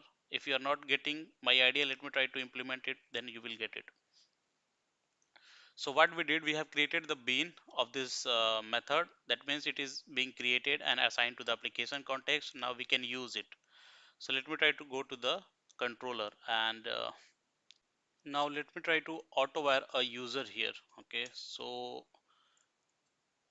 it should be picking up the bean that is already being created. Okay, that means the bean that we have creating for the user here, which is get user bean. So when we are going to auto wire that user reference here, it will pick up from there. Okay, so let me try to do user.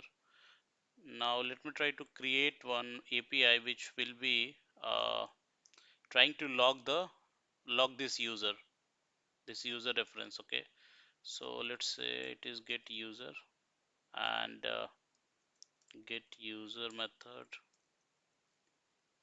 and this time let me try to print out the user that we have created or that we have auto wired above. So let me try to do that, and this time let's say it is not returning anything. Let's say it is returning a string, something like that.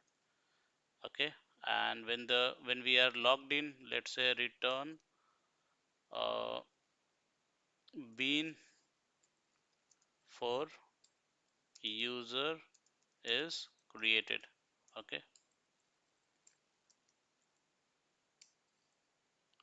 created and assigned to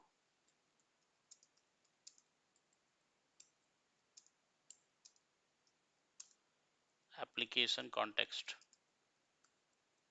Okay, that's it.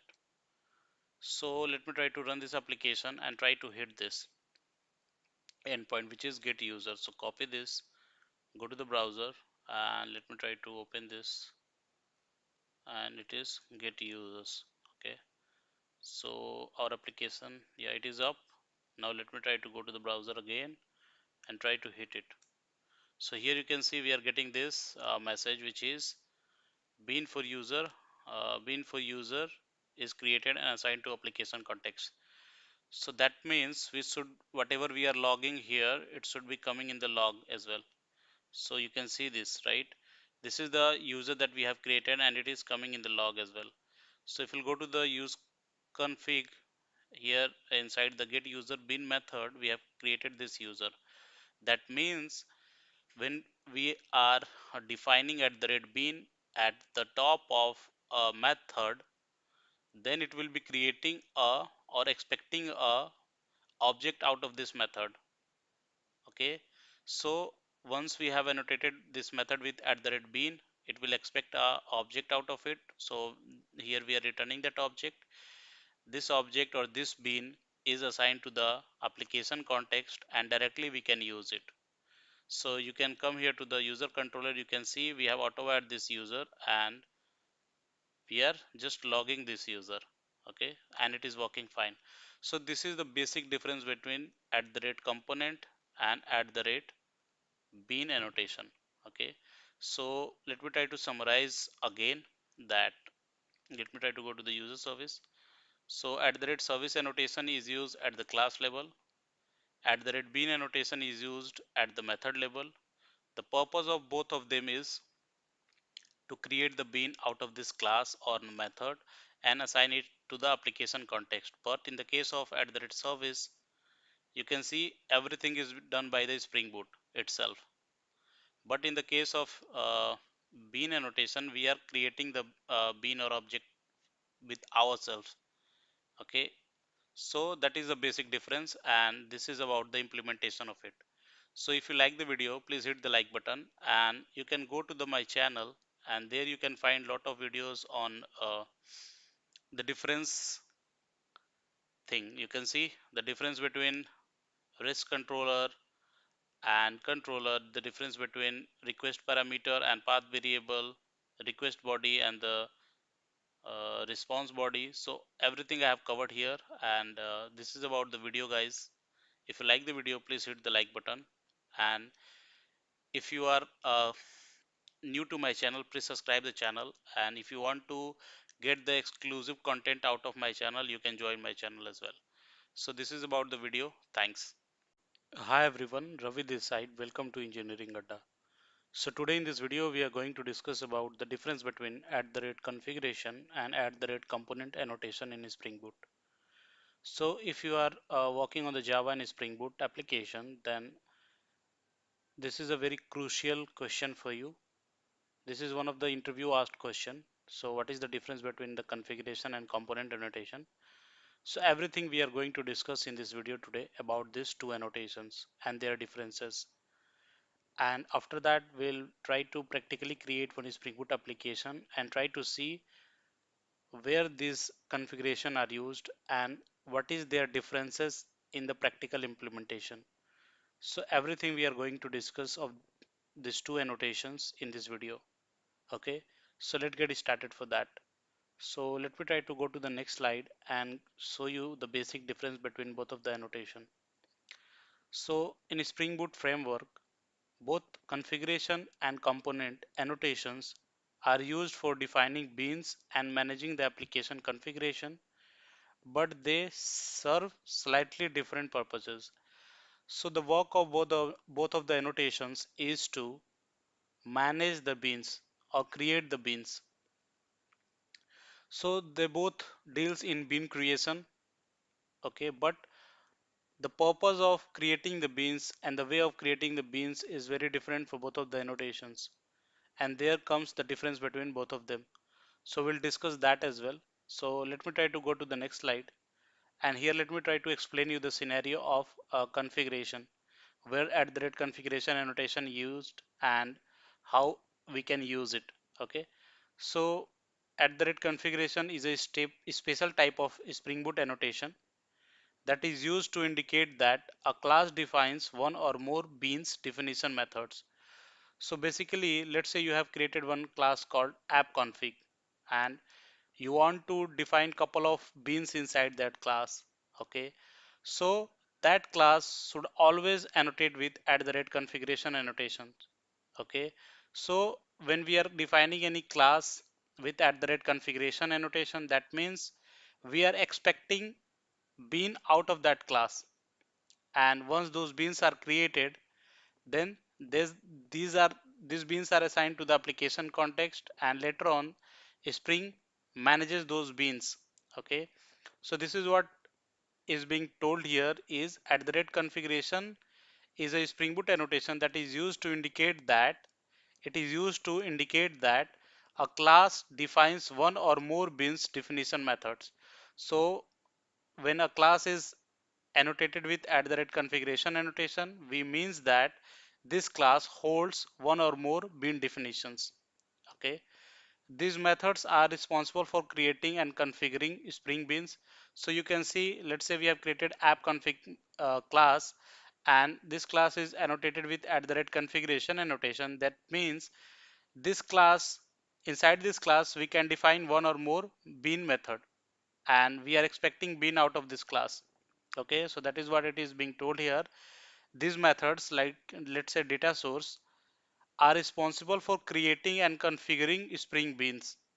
When you mark a class with @configuration, Spring treat it as a source of bean definitions and processes the method annotated with @bean within that class to create the beans. Okay, so when a class is being defined with @configuration, inside that we can define multiple beans, and those beans methods are expected to create the beans and configure that beans to the application context. Okay, so this annotation is often used to define complex or conditional beans creation scenario also. So yeah, when we are creating the beans inside this configuration class, we can simply create some simple beans. Okay, and we can also use this bean creation to create the conditional beans or the complex beans, like how we do in the case of JWT or security configuration, where the configuration of these beans are very complex or conditional.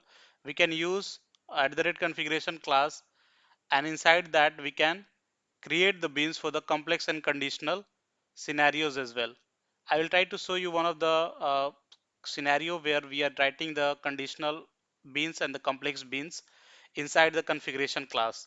Okay, okay, so now when you need to work with the third party classes also, this @ configuration annotation is being used, not @component annotation. Okay, so these are the main things where we are using the configuration annotations.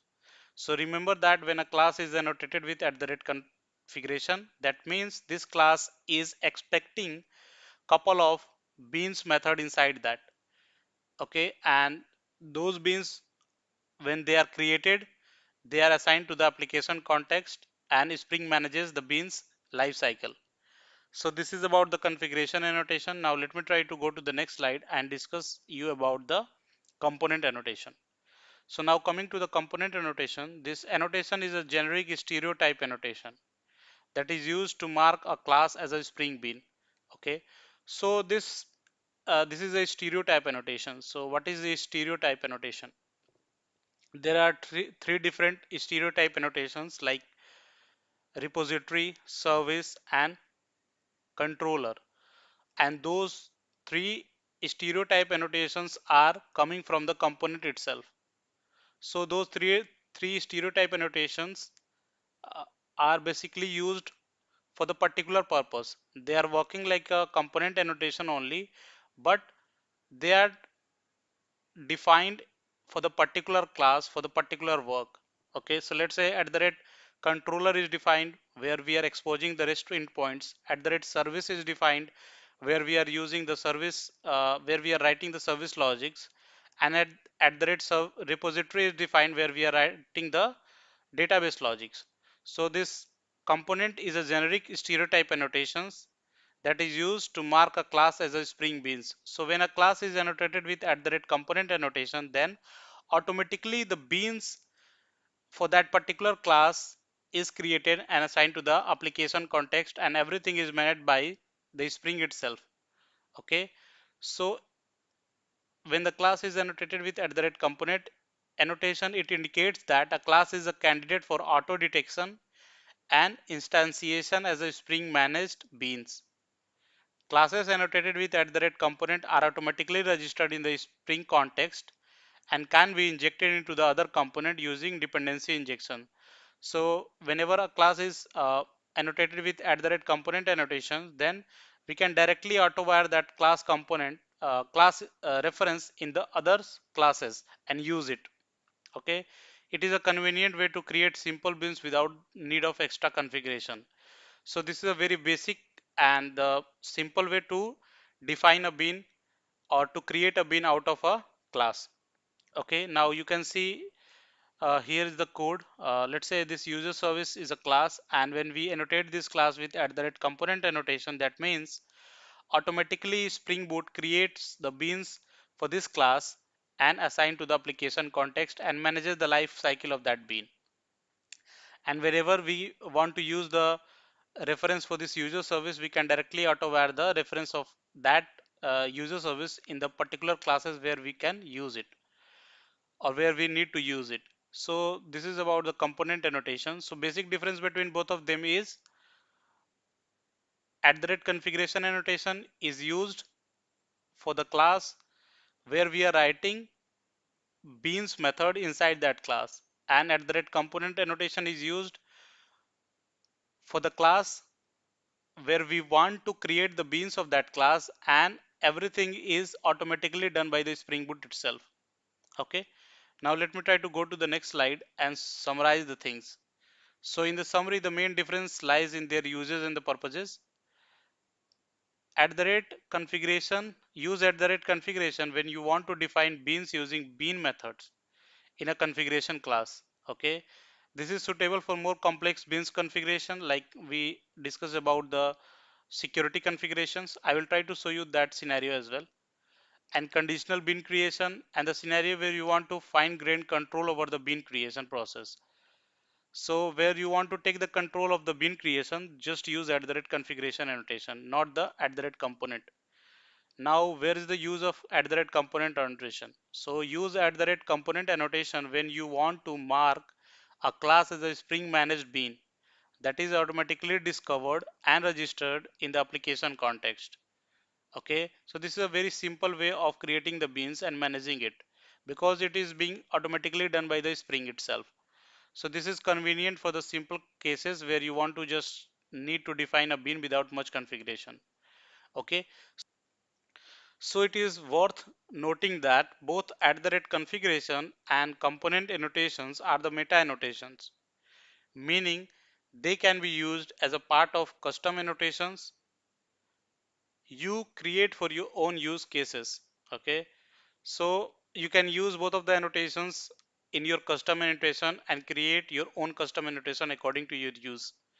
So this is the basic difference between both of the annotation. Now I will try to go to the IntelliJ and we'll create one Spring Boot application, and real time we'll see what is the use of @component and @configuration annotation in the application development. Now let me try to go there. So before going to do the real development, let me try to tell you what we are going to develop. So basically we are going to develop a Spring Boot application which will be managing the product related things. That means we are going to develop a Spring Boot application for the product management where we will cover the basic CRUD operations like create, read, update and delete.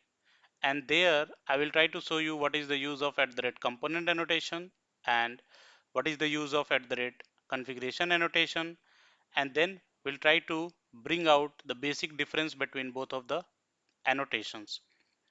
Now when we are going to show you the use of @configuration annotations, I will also try to show you how to write the complex bean configuration for one of the scenario where I have written for the JWT configuration. So everything will discuss. Now let me come out of this PPT and try to go to the IntelliJ. And here you can see I already have opened the IntelliJ. I am using the IntelliJ Ultimate version so that I can directly come here to this file and create a Spring Boot application. So you have to go to the file, new and project, and here you will find the Spring Initializer option.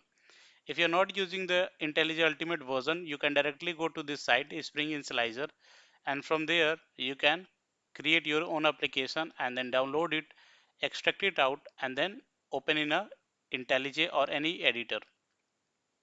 Now let me try to create the application here. So let's say application name is component versus configuration. Okay, now let me select it as a Maven and go next.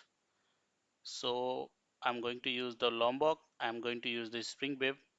I'm not going to use the MySQL database and all because it will take much time, and I will try to use a list where I will try to insert couple of product related things, and from there I will fetch out all the product related things, and if you want to update, then update the list as well. So that is what we are going to do. So we are not going to use a database, we are directly going to use the list that I'm going to create. So these two starter dependency I need as of now, Lombok and Spring Web. Now create the application and open in a new tab. Wait for a few seconds. Once it is configured, we can start the development.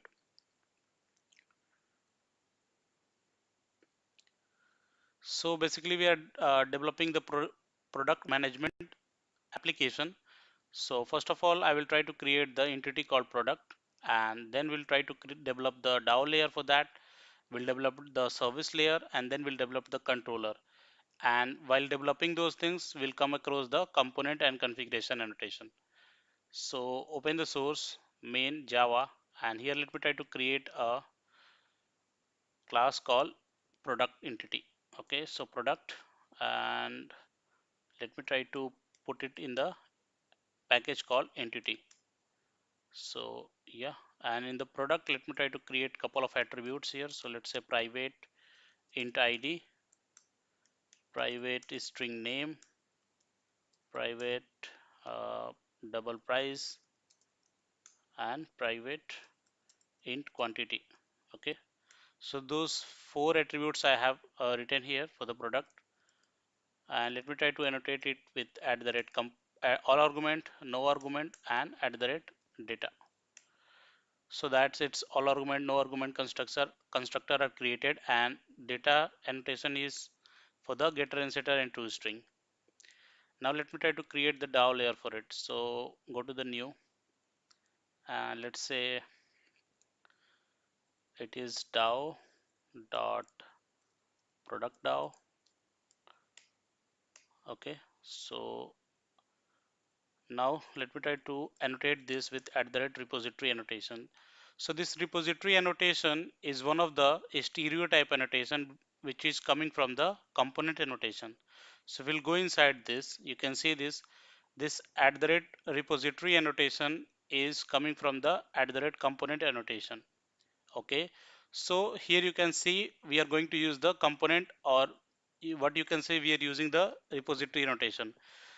So at the place of repository annotation, you can use component annotation as well. So consider this repository annotation as a component annotation. Okay. Now let me try to create the list here. Okay. So private final. Okay. Private static final. And let me try to create the list. Okay.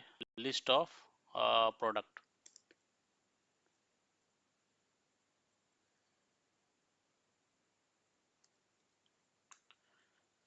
Let me try to import the list. And let's say the list name is product list, or you can say products. And let's say its implementation is array list. Now I will try to create one method which will be returning the list of product. Now before going to write that method, let me try to tell you one scenario. So we are going to use at the rate post construct annotation, and we'll create one method which is annotated with at the rate post construct, and inside that method we'll try to insert couple of products in the product list. Okay, so that method is annotated with at the rate post construct. That means when the application it starts, that method will be executed and it will load the couple of product in this product list. Okay, so let me try to do that. So let me try to use the post construct, and let's say the method name is private void int init, something like that. And here let me try to create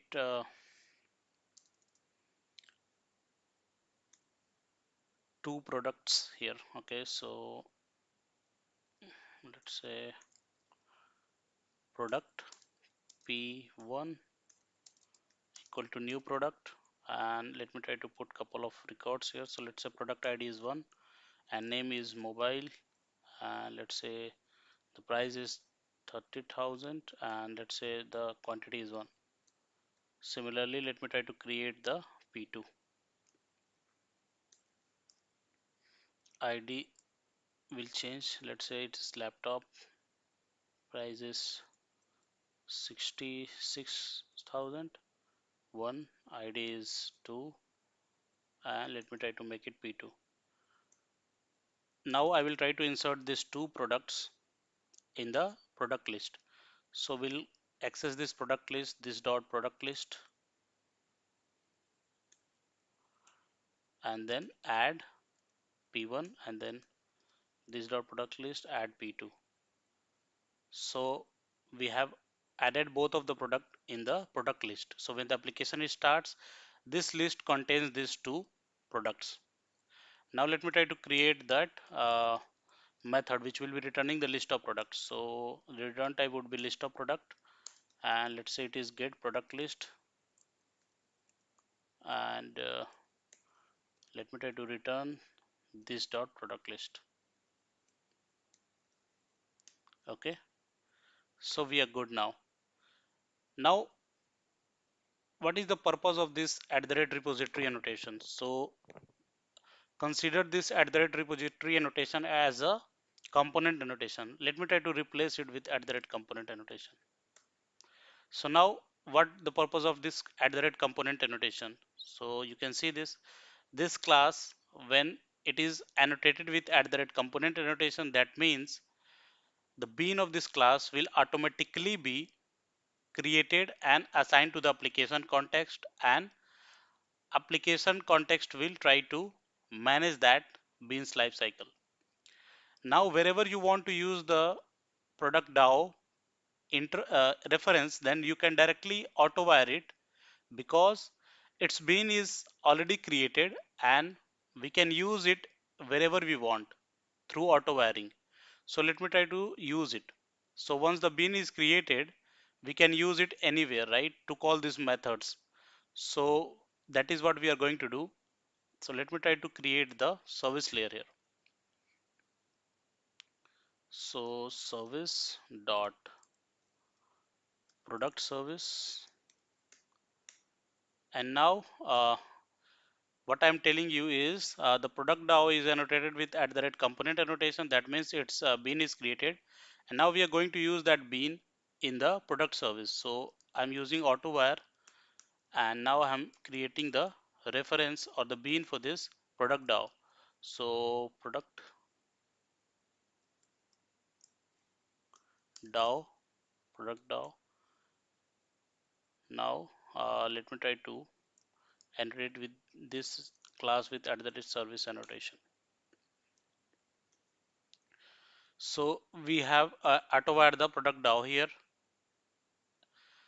and now let me try to use it. So let me try to create one method which is returning the list of product from the service. So product get all products and return product DAO dot, what was the method? It was, let me try to go there to the product DAO, and the method was, let me try to make it public first. So public get product list, copy this, come here to the product service, and then call it. Let me try to make it, import this, and why we are getting this, remove this thing. Now let me make this method as a public itself, and let me try to show you the scenario. Okay, so in this product DAO we have created one list, and we have created one method which is returning that list, and that list containing these two products already inserted in it, which is mobile and the laptop. Now this class is annotated with at the rate component annotation, so it means that its bean is being created and assigned to the application context. Now wherever we want to use the beans of this, then we can directly auto wire it, and that is what we are doing here in the product service. Because the bean of this product DAO is created and assigned to the application context, we can use it wherever we want, and that is what we are using it here in this product service class. So we are auto wiring that bean of the product DAO, and with the help of that bean we are able to call the method inside the product DAO, which is get product list. That means the bean is being created successfully. Now in order to call this get all product method of the product service class, we need to create the bean of this class, and that is why we need to annotate this with at the rate component again, or the service is also from the component itself. So if you'll go to the service, you can see this is coming from at the rate component annotation. Now go to the product service. Either you can annotate this class with at the rate component or at the rate service. So let me try to annotate it with at the rate component annotation. So now what is happening? We have annotated this product DAO with at the rate component annotations and its bean is created. Now we are using that product DAO in the product service by auto wiring it, and now we have created the annotated this product service class with at the rate component annotations so that we can create its bean and we can use wherever we want. So now we have to develop the controller layer, and there we can use this component product service reference. Okay, so let me try to develop that and then we'll show you. So either you can create a package controller and there you can create the product controller.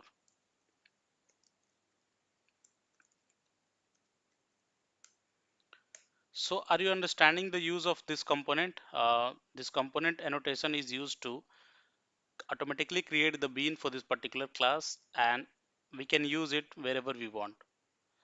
So both of the time we have used it. We have used it at the uh, place of product DAO class and also at product service class. Now we are going to use here at the rate REST controller, and inside the REST controller if you'll go you can see it is coming from controller, and if you'll go inside the controller it is coming from the component. So this REST controller is also a kind of at the rate component annotation with the other features as well. Now I'm going to auto wire the product service reference here. Okay, and with the help of that I'm just going to create like with the help of product service we'll call the method inside the product service. So I'm just going to create as of now a API which is returning the list of products, and let's say it is list of product.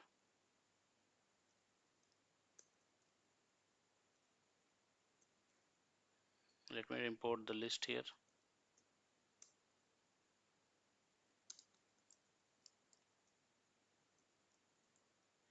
Return product service dot get all products.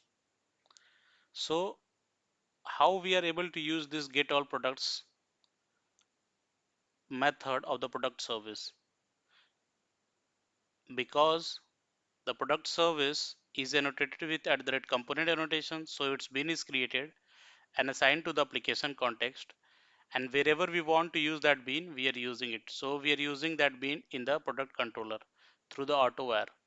Once it is auto wired, we can use it to call the method inside it. That is what we are doing here. Now if everything works fine, that means the bean is created with the help of at the rate component annotation and we are able to use it. Now let me try to run this application and try to hit this endpoint to show you if it is working fine or not. If it is working fine, that means at the rate component annotation is fulfilling its purpose of creating the beans automatically. Now just wait for a few seconds, let it up.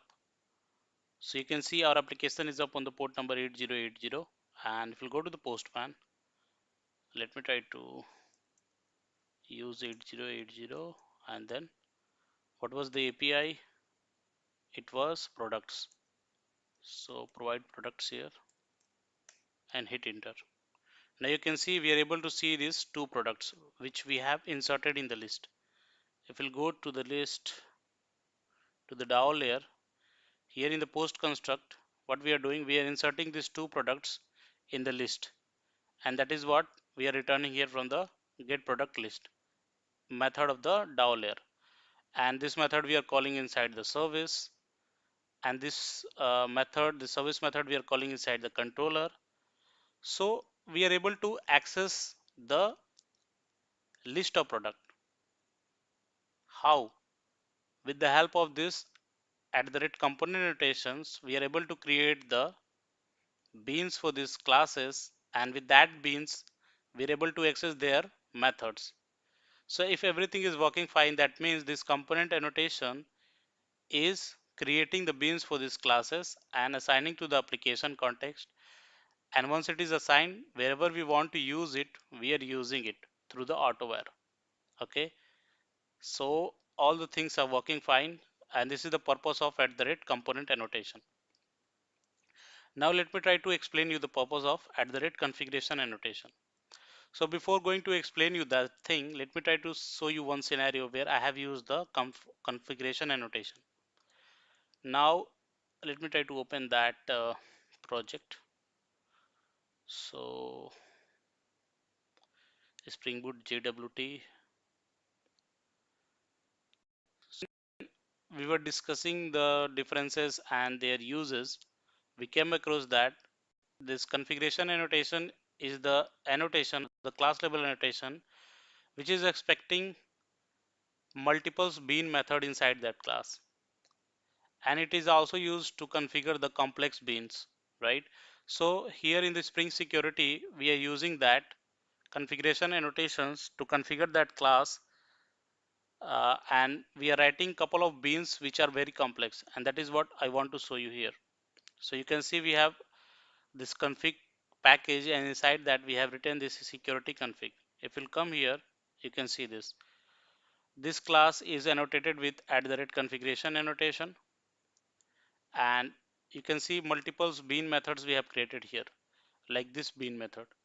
So this bean method, inside that bean method, what we are doing, we are uh, writing this security matcher, which where we are providing the API which we want to write in the security matcher, okay, and want to authorize for all, permit all. So this is a very what I can say complex bean configuration. So this at the rate bean annotation is used to create the bean for this, and this is put inside this config class which is annotated with at the rate configuration annotation. So this is what we were discussing in this PPT. Here you can see this is suitable for more complex beans configuration and conditional bean creation, and this is one of the scenario. Okay, now let me try to go to our project and try to create a class and annotate that class with at the rate configuration annotation, and try to create one bean out of that class and try to use it somewhere. Okay, so let me try to do that. So let me try to create one class called product config,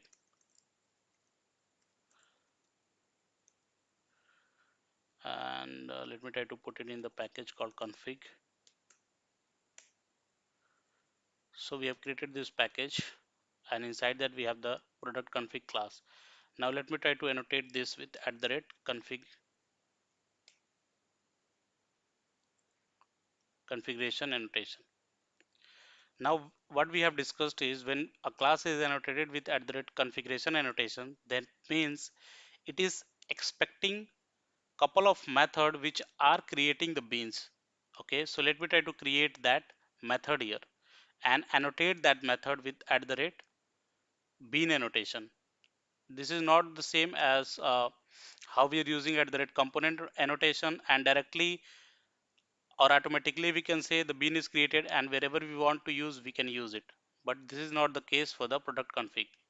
Now let me try to create one method called which is returning the product. Okay, so here we are creating a method to return a bean of product. Okay, so let's say public which is returning the product,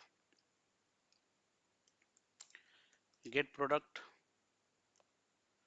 and return new product, and let's say the product inside the product. First of all, let me try to import the product here.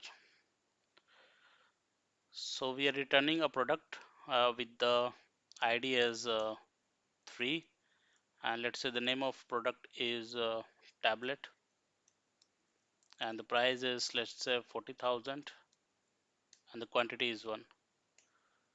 So what we are doing inside this class, we are creating one bean method, and that is returning a bean of product. Okay, and this product is having the ID as 3, name as tablet, price is 40,000, quantity is 1. Now what is happening is when the class is annotated with @configuration annotations, then it will expect at least one method inside it which is returning a bean, and that is what we are writing here. Now let me try to go to the product controller and try to auto add this product config class here. So private product config, sorry, let me try to auto add the product here, and let me try to create one API which is just printing the product. Okay, so let's say product config, and this is doing nothing. This is uh, let's say simply returning the string, something like get product config, and we are just printing out the product here which we have auto add here above. And let me try to return some string here. Let's say product config is working fine. Now let me try to hit this API and then try to show you what it is doing and how the configuration class annotation is working. So let me try to rerun this application and try to show you.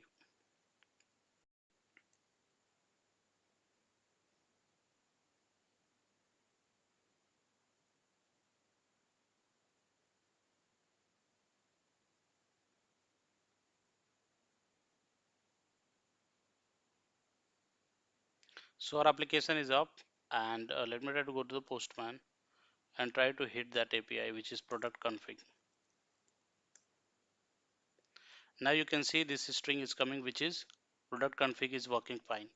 Now if you'll come here to this console, and downside you can see uh, whatever we are printing as a product, it is coming here.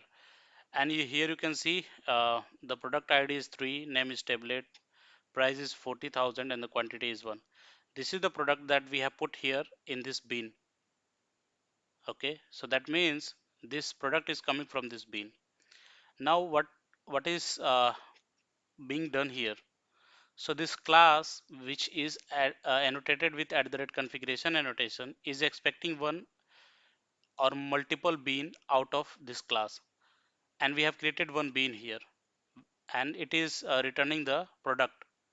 Okay, now what is happening when this class is returning this bean, then this bean is being assigned to the Spring Boot application context, and when we are auto wiring a random product reference here, that bean which is assigned from the application context by this product config is being picked up, and that is what we are logging here. That is what we are able to see in the console, and this is a simple string that we have put here which is saying that product config is working fine.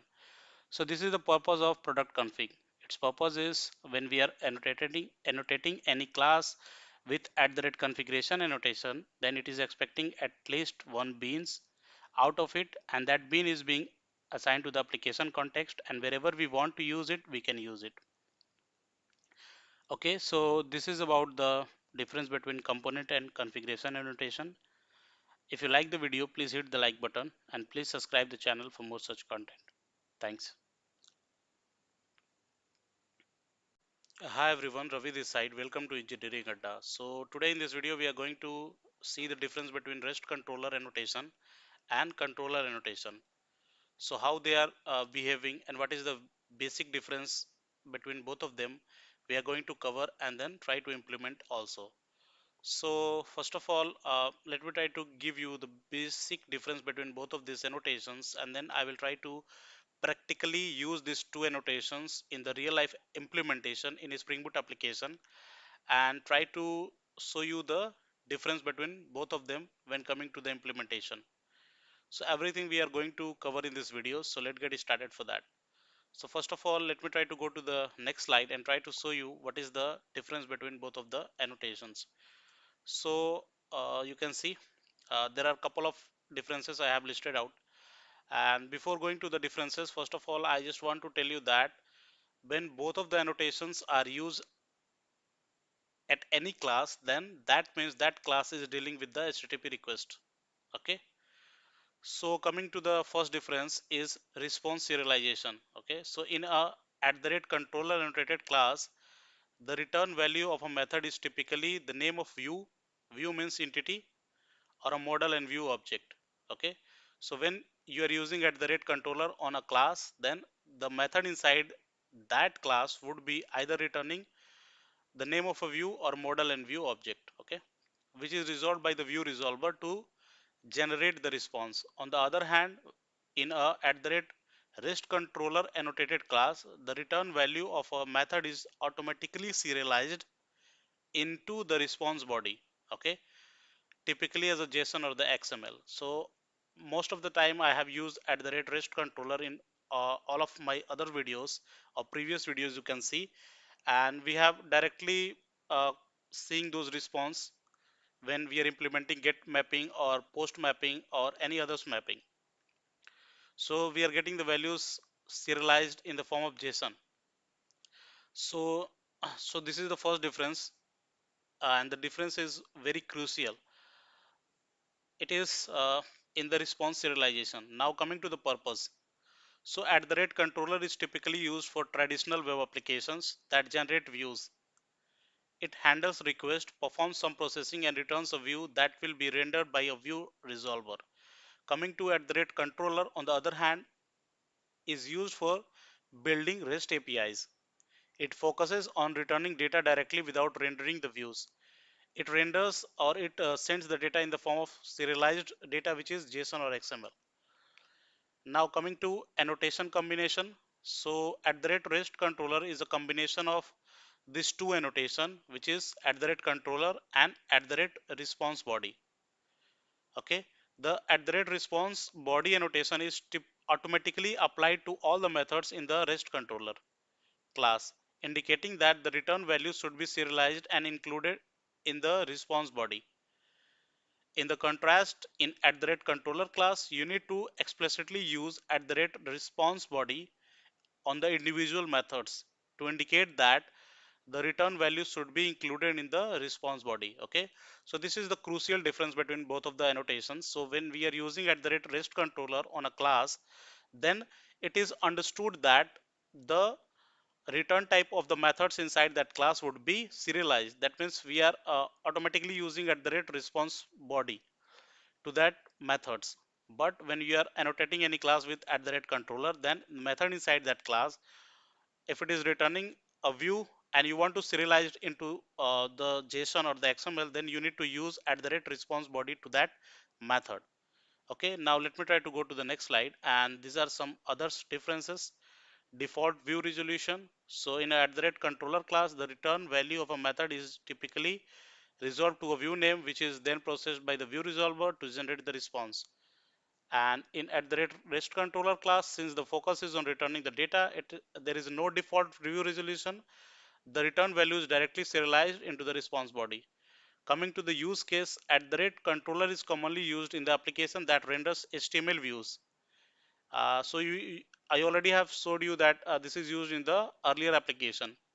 So you can see it is commonly used in the application that renders the HTML views and handles form submissions and form server-side rendering, where @REST controller is commonly used in the application that provides data through the APIs, such as JSON or the XML responses, which are consumed by the client-side application or the mobile application. So when we are going to the implementation of both of the APIs, I will try to show you. Okay.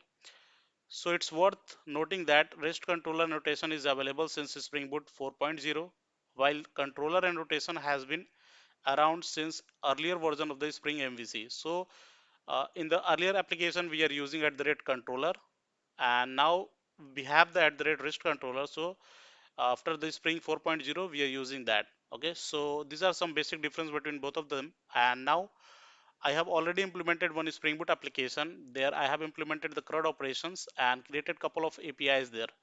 So I will try to create some another's controller class with at the rate rest controller and at the rate controller, and then try to show you the difference between both of them. Okay. So let me try to go to the uh,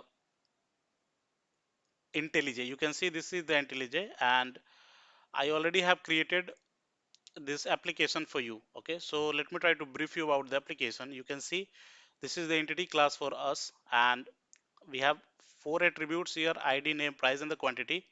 Coming to the repository, this is the product repository, which is extending the JPA repository, and this is the product service interface where we have created the CRUD methods. And coming to the implementation, we have implemented these methods here. Okay, now coming to the controller, I have created this controller with the help of at the rate rest controller. Okay, and these are the some APIs that I've already created to map this method inside the product service impl, which are the CRUD methods. Okay, so everything we have created here, and I have also added the swagger in it. Okay, so that we can document our APIs. So let me try to tell you that if you don't know how to create a CRUD application in a Spring Boot application using MySQL database, then you can watch. There are a lot more videos on my channel where I have covered this concept. Okay, so you can watch it out. And if you don't know how to integrate Swagger, then you can also watch it out. There are videos on my channel to how to integrate Swagger in the Spring Boot application. These are the very crucial things you need to learn. Okay, now coming to the application properties file, I have listed out this configuration for database connectivity. So here you can see we have provided the URL, username, and the password, and these are some additional configuration for the Hibernate, and this is the port number on our which application will be running. Okay, so these are the things about the application that I have developed. Now what I will do, I will try to comment out this product controller APIs, and then try to create two different controllers where for first of them I will be using at the rate rest controller, and for the second of them I will be using at the rate controller, and then try to show you the basic difference between both of them in the implementation. Okay, so before going to comment it out, let me try to show you how the Swagger is looking like. And so for that I'm just running my application, and yeah, it will be up in few seconds. You can see this is up on the port number 9000. If you'll go to the browser, and if you'll go to this, let me try to refresh this,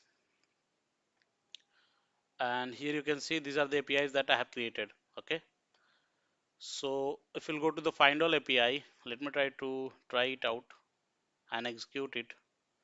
You can see we have these 5 products in our DB.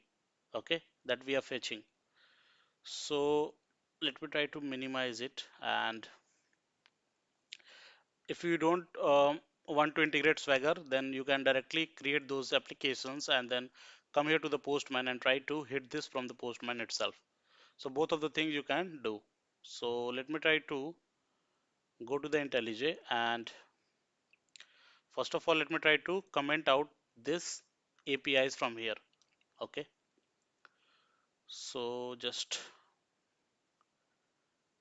comment it out and then try to see how it is looking like in the Swagger. Okay, now let me try to rerun this and then try to see.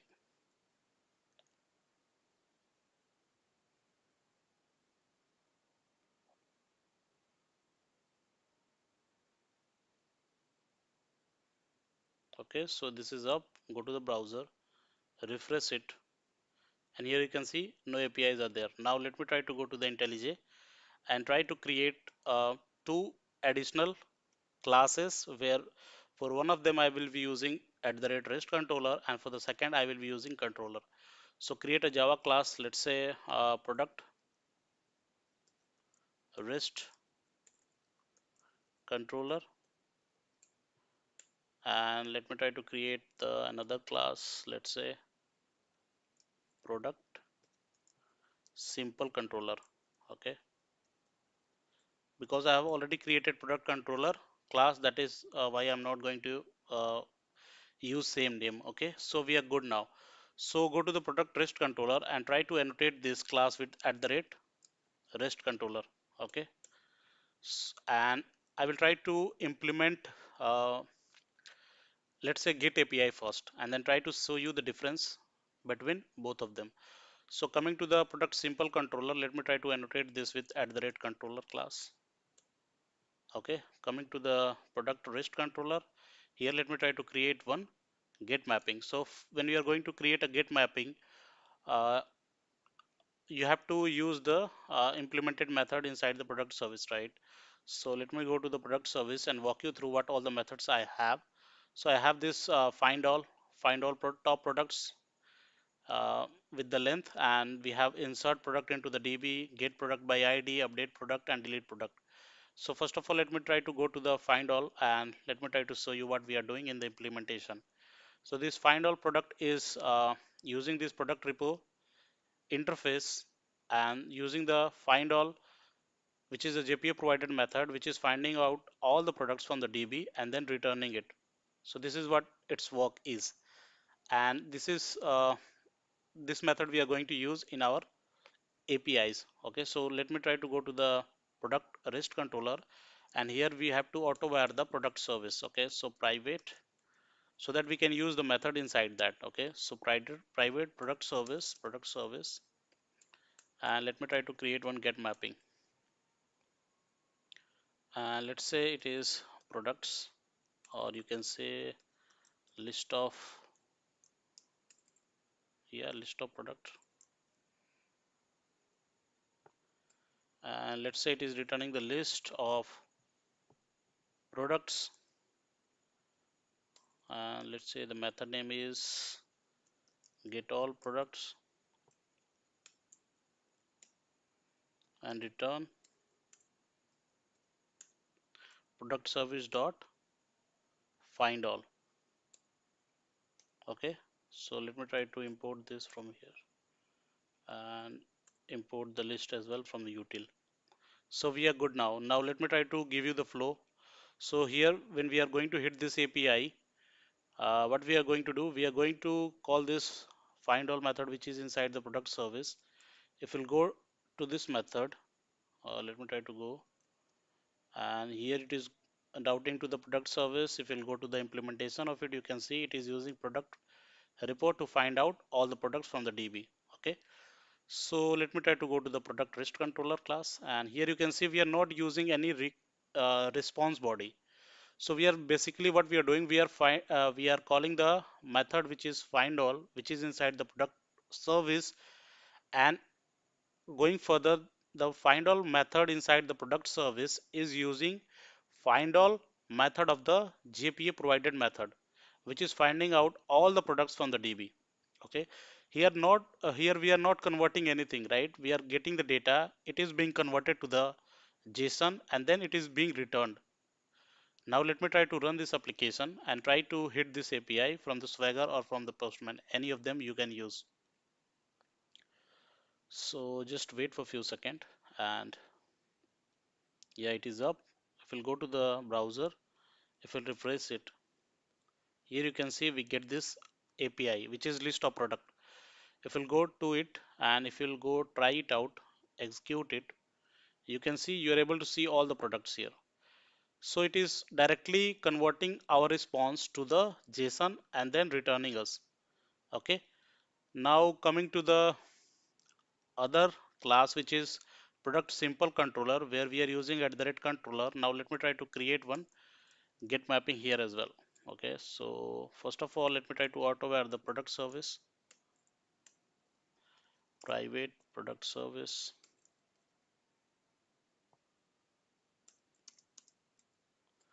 and create one get mapping. Let's say products, and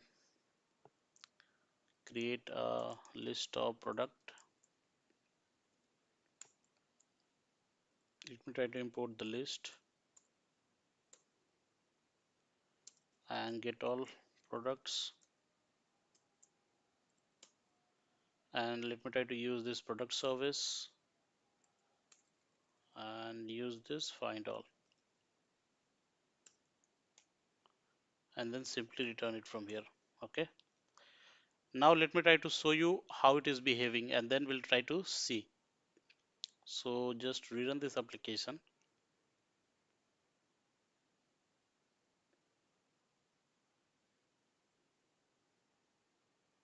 Okay, so our application is up. Now let me try to go to the browser and try refreshing this, minimize this, and we are not getting this API, right? Let me try to go there.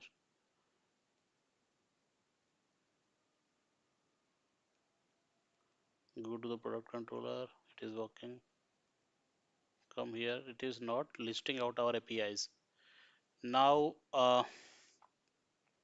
let me try to use at the rate response body, and then let me try to show you how it is working. So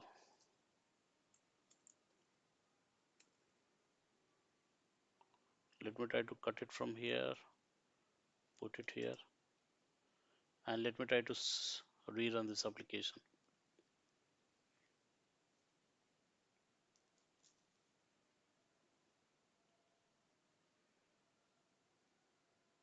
Okay, so our application is up. Go to the browser, refresh this, and here you can see now we are able to see our APIs. Okay, so earlier when we were not using at the rate response body, then this was not converting our response which we are getting uh, from the database.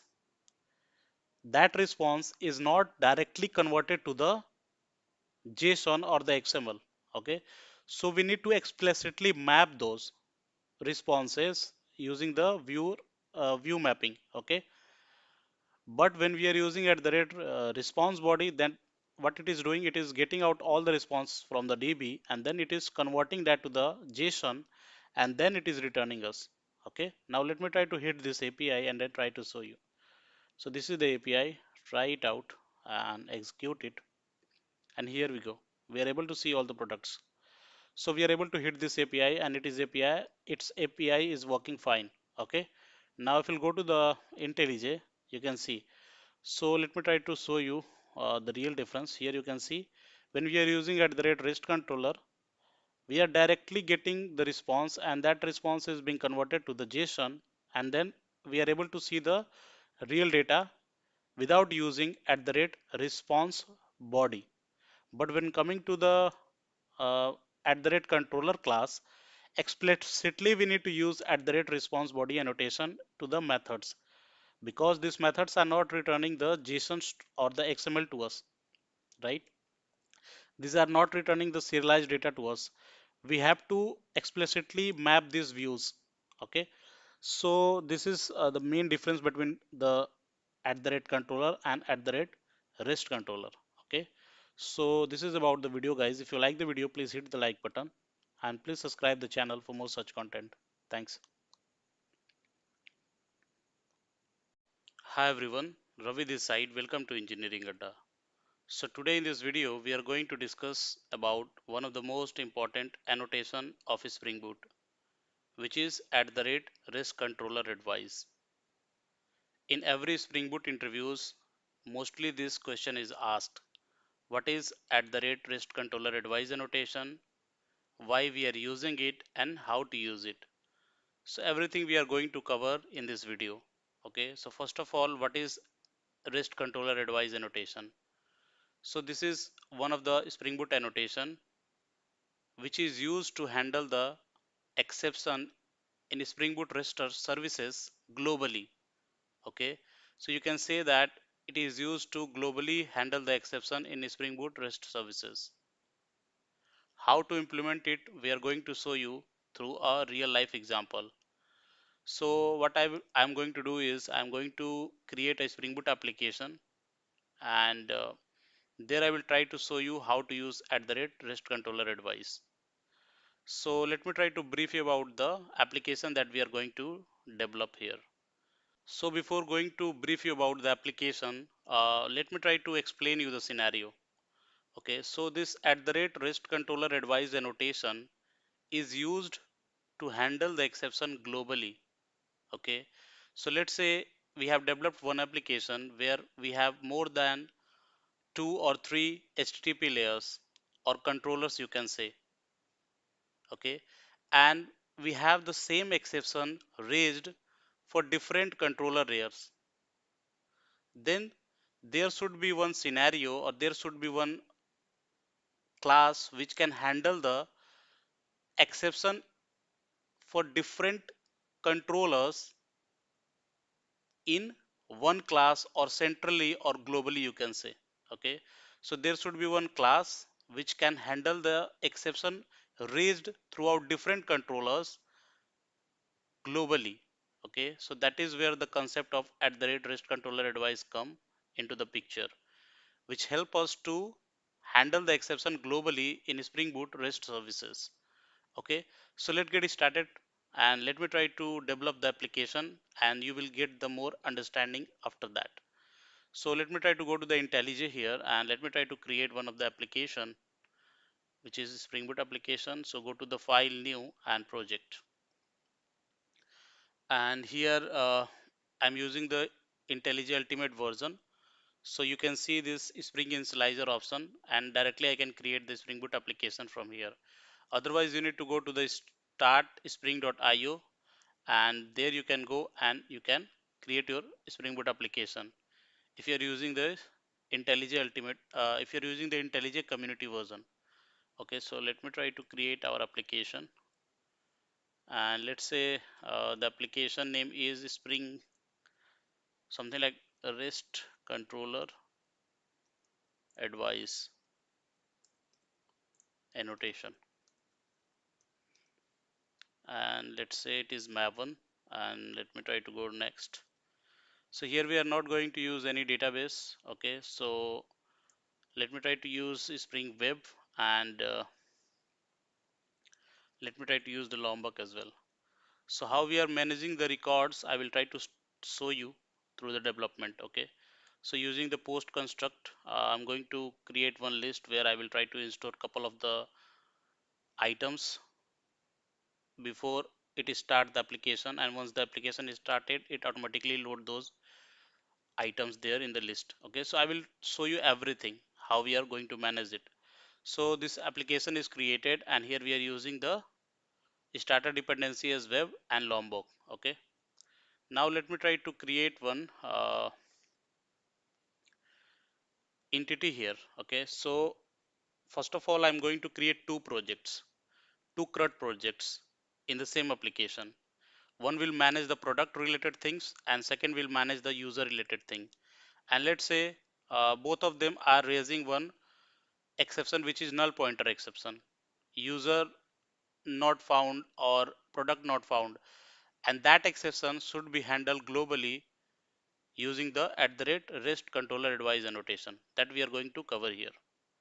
So first of all, what I'm going to do, I'm just going to create the product related APIs or product related CRUD application, and then we'll try to handle that exception, and then we'll try to cover the second scenario where we are going to develop the user related APIs or user related things. So let me try to create the entity first here. So let me try to create one package entity, and let's say the entity is product, and let's say the product has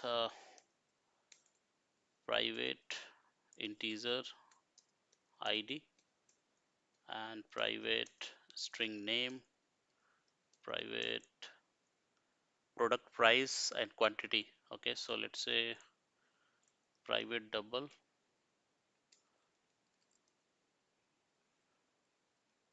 okay, price and private integer quantity. Okay, so we have these four attributes, and we are not using any database, so we are not going to use at the rate table and all. But yeah, we need getter and setter, so we are going to use the data, and we need all argument constructor, we need no argument constructor, so everything we are going to annotate here.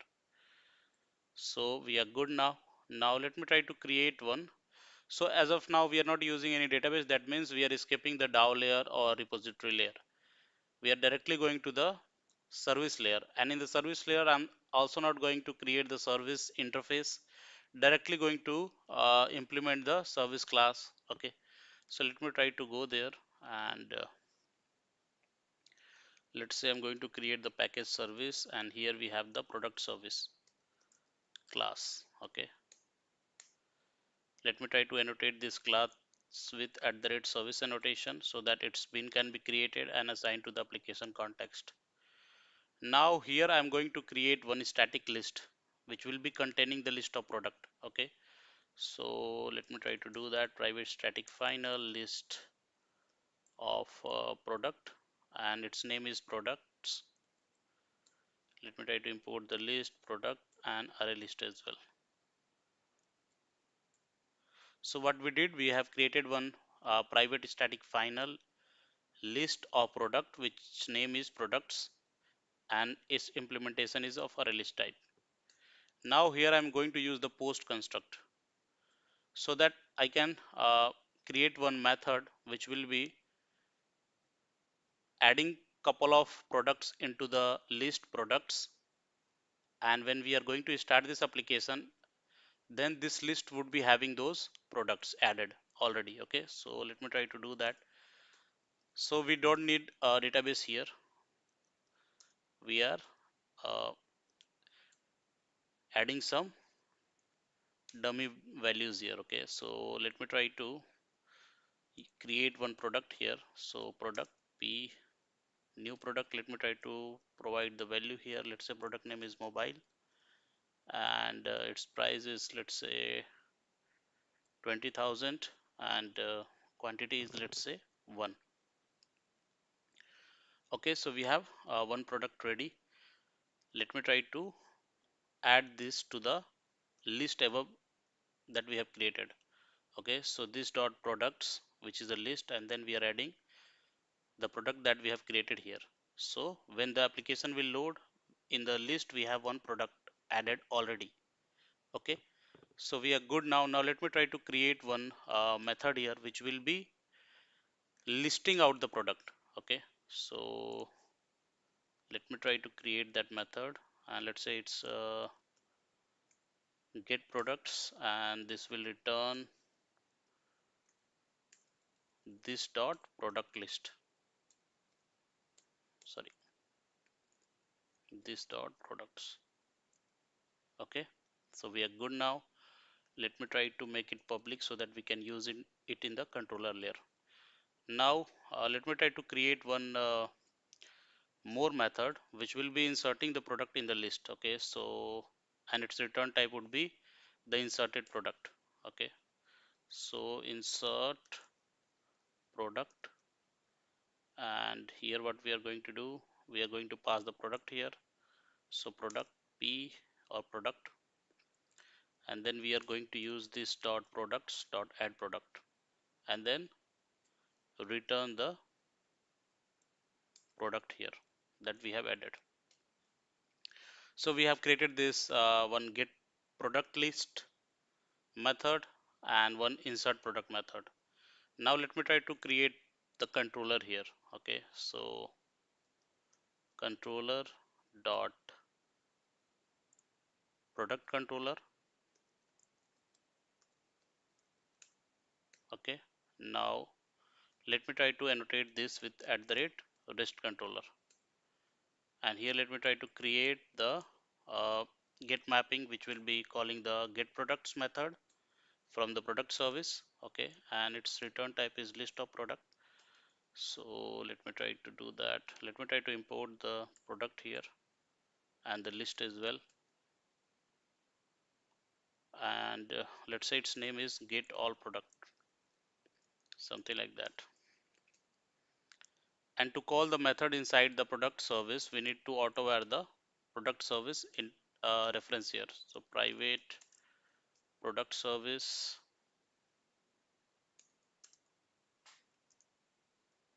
Okay, through this reference we can call the method inside the product service. So get products, and let me try to return it from here. So this is going to the product service class, calling this get product method, and then returning the list of product. Now let me try to create one post mapping, or before going to create the post mapping, let me try to add the mapping here in the get mapping. So let's say products, something like that. Yeah, now let me try to create the post mapping here,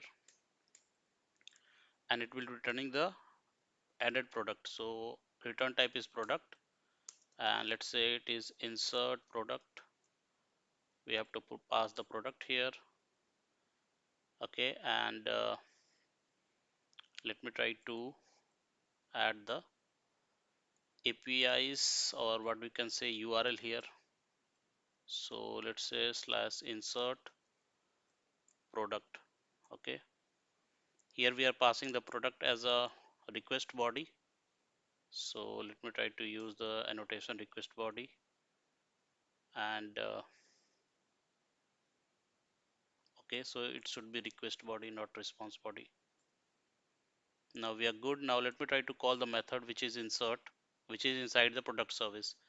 So we have the product service reference, and using that we are going to call the insert product method and pass the product reference. Okay, and then return it. So we have created this APIs, and now let me try to hit this APIs first, and then we'll try to raise a null pointer exception. Okay, and then we'll try to show you how to cover that.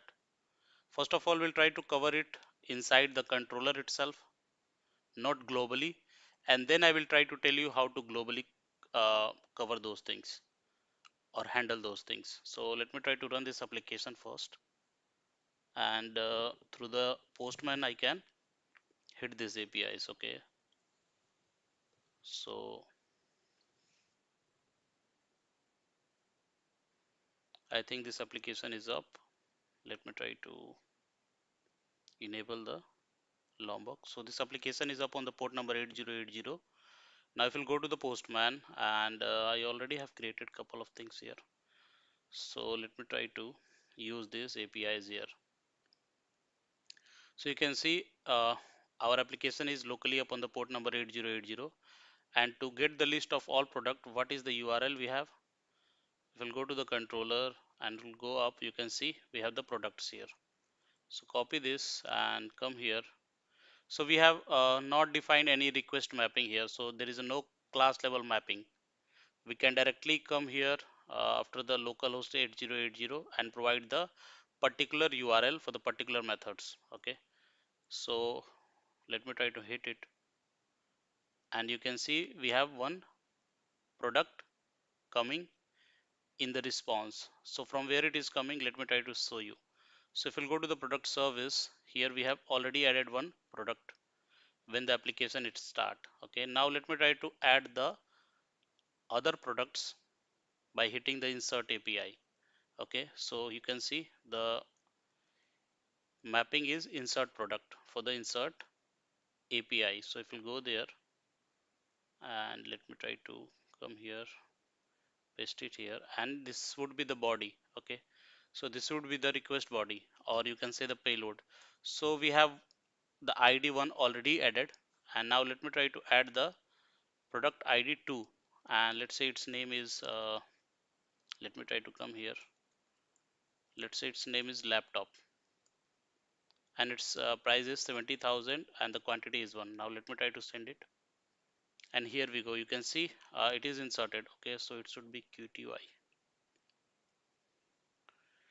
Now let me try to send it, and here you can see it is inserted. If you'll go to the above and if you'll find it, then you can see we have like 3 products added in the list. Okay, so this is how you can find out all the products and add the product inside the list, or you can say your APIs. Okay, so both APIs are working fine. Now what if we have missed the name? Okay, so there should be one scenario where we should be validating the name, or every field you can validate, right? But here I'm going to take the example of name. So let's say we have missed the name. Okay, the product name we are passing as null, and in that scenario it should not be going to insert that product. It should be raising one exception saying that the product name should not be null. Okay, so that is what we are going to do here. Okay, so let me try to let's say this time we are going to pass the null here. Okay, and the price is this. Let me try to remove the inverted comma and try to change the ID to 3, and let's say price is 80,000, something like that, and hit it. You will see that this product without having any name is still inserted in the list. Okay, if you'll go here to the find all and if you'll hit it, you can see this is inserted. You can see the third one. So this should not be the case. This should not be the scenario. This should not be the ideal scenario of using the APIs or inserting any product. So we should be validating every fields. Okay, so here I'm going to show you how to validate the particular field which is name or product name. If the product name is null, then we should be throwing one exception, and how we can handle that exception we are going to show you, and how to handle it globally, that is also we are going to show you. So so the purpose of developing these two APIs to show you how to use these APIs, and what if some field is missing, then how do you can raise the exception, how to handle that exception, and how to handle that exception globally. Okay, so let me try to go to the IntelliJ and go to the API. So let's say this API, which is insert API, it is sending one product as a payload. If we'll go to the insert product method, so here we are not doing any validation. It is directly going to this list and added to this list.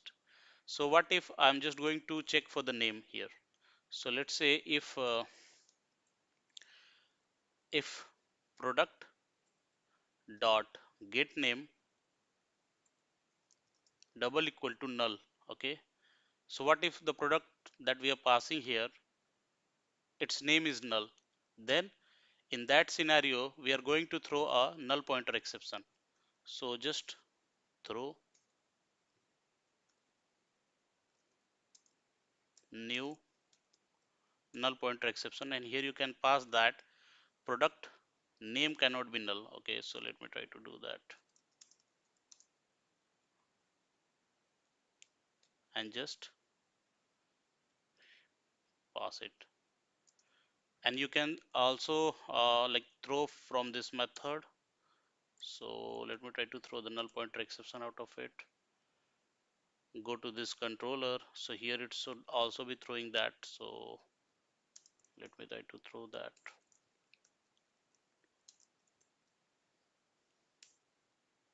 Now let me try to run this application and try to show you. So here we are generating the exception, but we are not handling it yet. Okay, so let me try to hit it, and let me try to show you what is happening. So this application is up, and this time let's say we are going to send the name as null. Now hit it, and here we are getting the 500 error, which is internal server error. If you go to the application and if you go down here, you can see, let me try to maximize the console. Here you can see we are getting the message which is product name cannot be null, but we are not handling this exception. So this is breaking our application flow. Okay, so we need to handle it as well. So how you can handle it? Okay, so there is a way you can handle it. So either you can handle it in this class or in the service class. Okay, and you can handle it globally as well. So first of all I will try to tell you how to handle it in this class. Okay, and then we'll move it to the global exception handling. So let me try to handle it here. So there is a annotation called exception handler, so you can use it. And let me try to create one method which is returning the let's say public map of a string something like that. And let me try to import this. Let's say its name is get or something like handle null pointer exception, handle null pointer exception. Okay, so here in the handler you have to provide the exception name, which exception you are going to handle. Okay, I think its value should be there.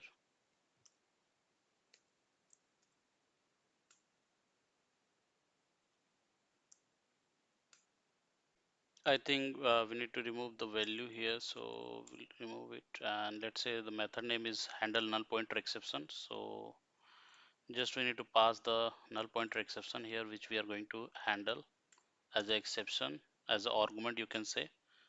Okay, so just let's say it's a null pointer exception. And now let me try to create one map which will be handling the errors or the error response that we are throwing out of the exception. Okay, so let me try to create that. So let's say the map of string, and let's say its name is error map is equal to new hash map. Let me try to import the hash map here, and let me try to put the key as, let's say it is error message, something like that. And in the message we are going to put the message which is coming from the exception, raised exception. Okay, so get message, and that's it. Now let me try to remove it. Let it put comma here. So what we are doing, we are handling the exception, we are catching that exception here, and we have created one error map where we are putting the key as error message, and then we are extracting out the message out of this exception and putting it in the map. Okay, now let me try to return the map out of here.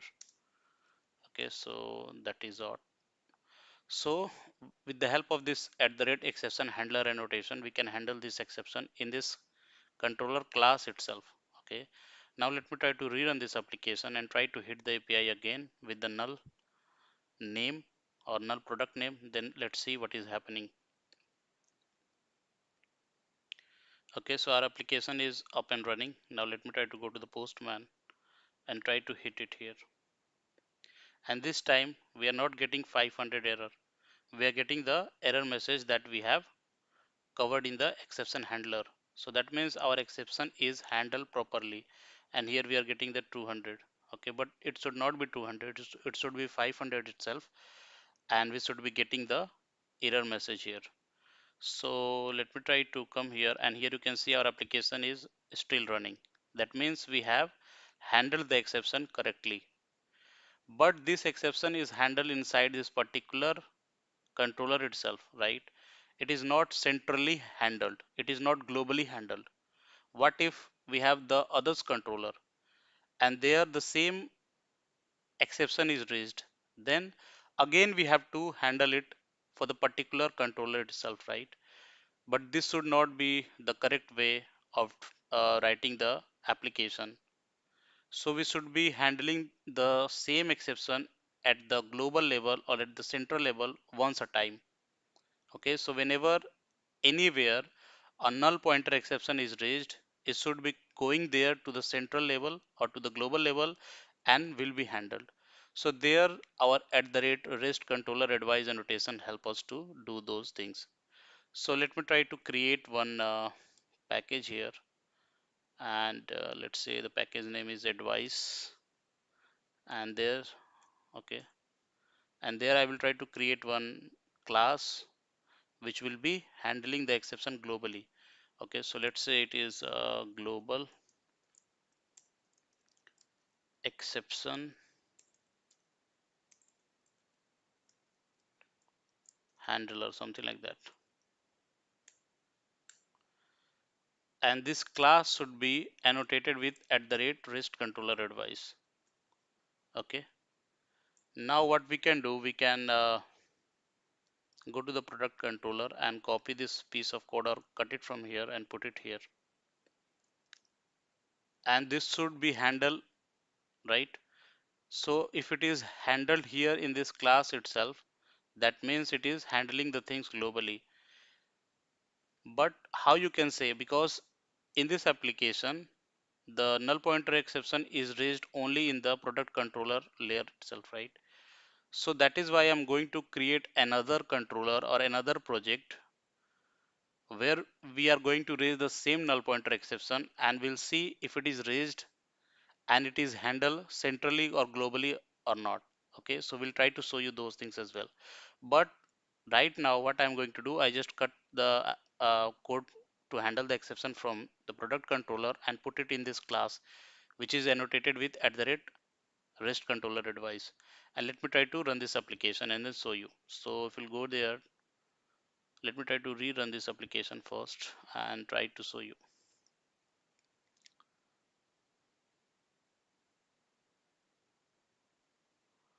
So our application is up and it is up on the port number 8080. Now let me try to hit this API again, and here you can see still we are able to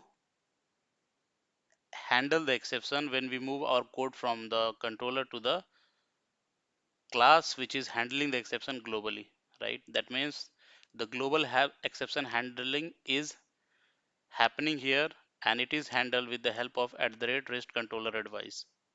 Now let me try to create the same thing or same APIs for the user.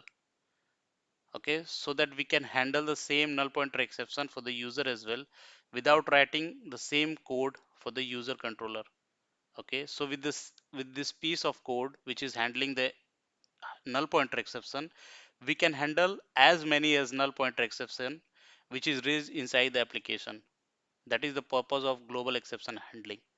So let me try to do that for you. So go to the entity and let me try to okay. So before going to develop those things, here you can see, let me try to correct one thing. We are getting the 200 okay status. It should not be that status. So we should be returning the 500. Okay, so let me try to do that. So here you can use at the rate response status annotation, and you can provide the HTTP status according to yourself. Response status, and let's say we have the value equal to internal server error, something like that. And let me try to run it and try to hit this API again and then show you those things. So yeah, our application will be up. It is up. Go to the postman and try to hit it again. And here you can see we are getting this error message. That means our exception is handled, and the status now it become 500. So everything is working fine. Now let me try to create the whole flow for the user, and then we'll try to raise a exception which will be a null pointer exception, and it should be handled with this piece of code.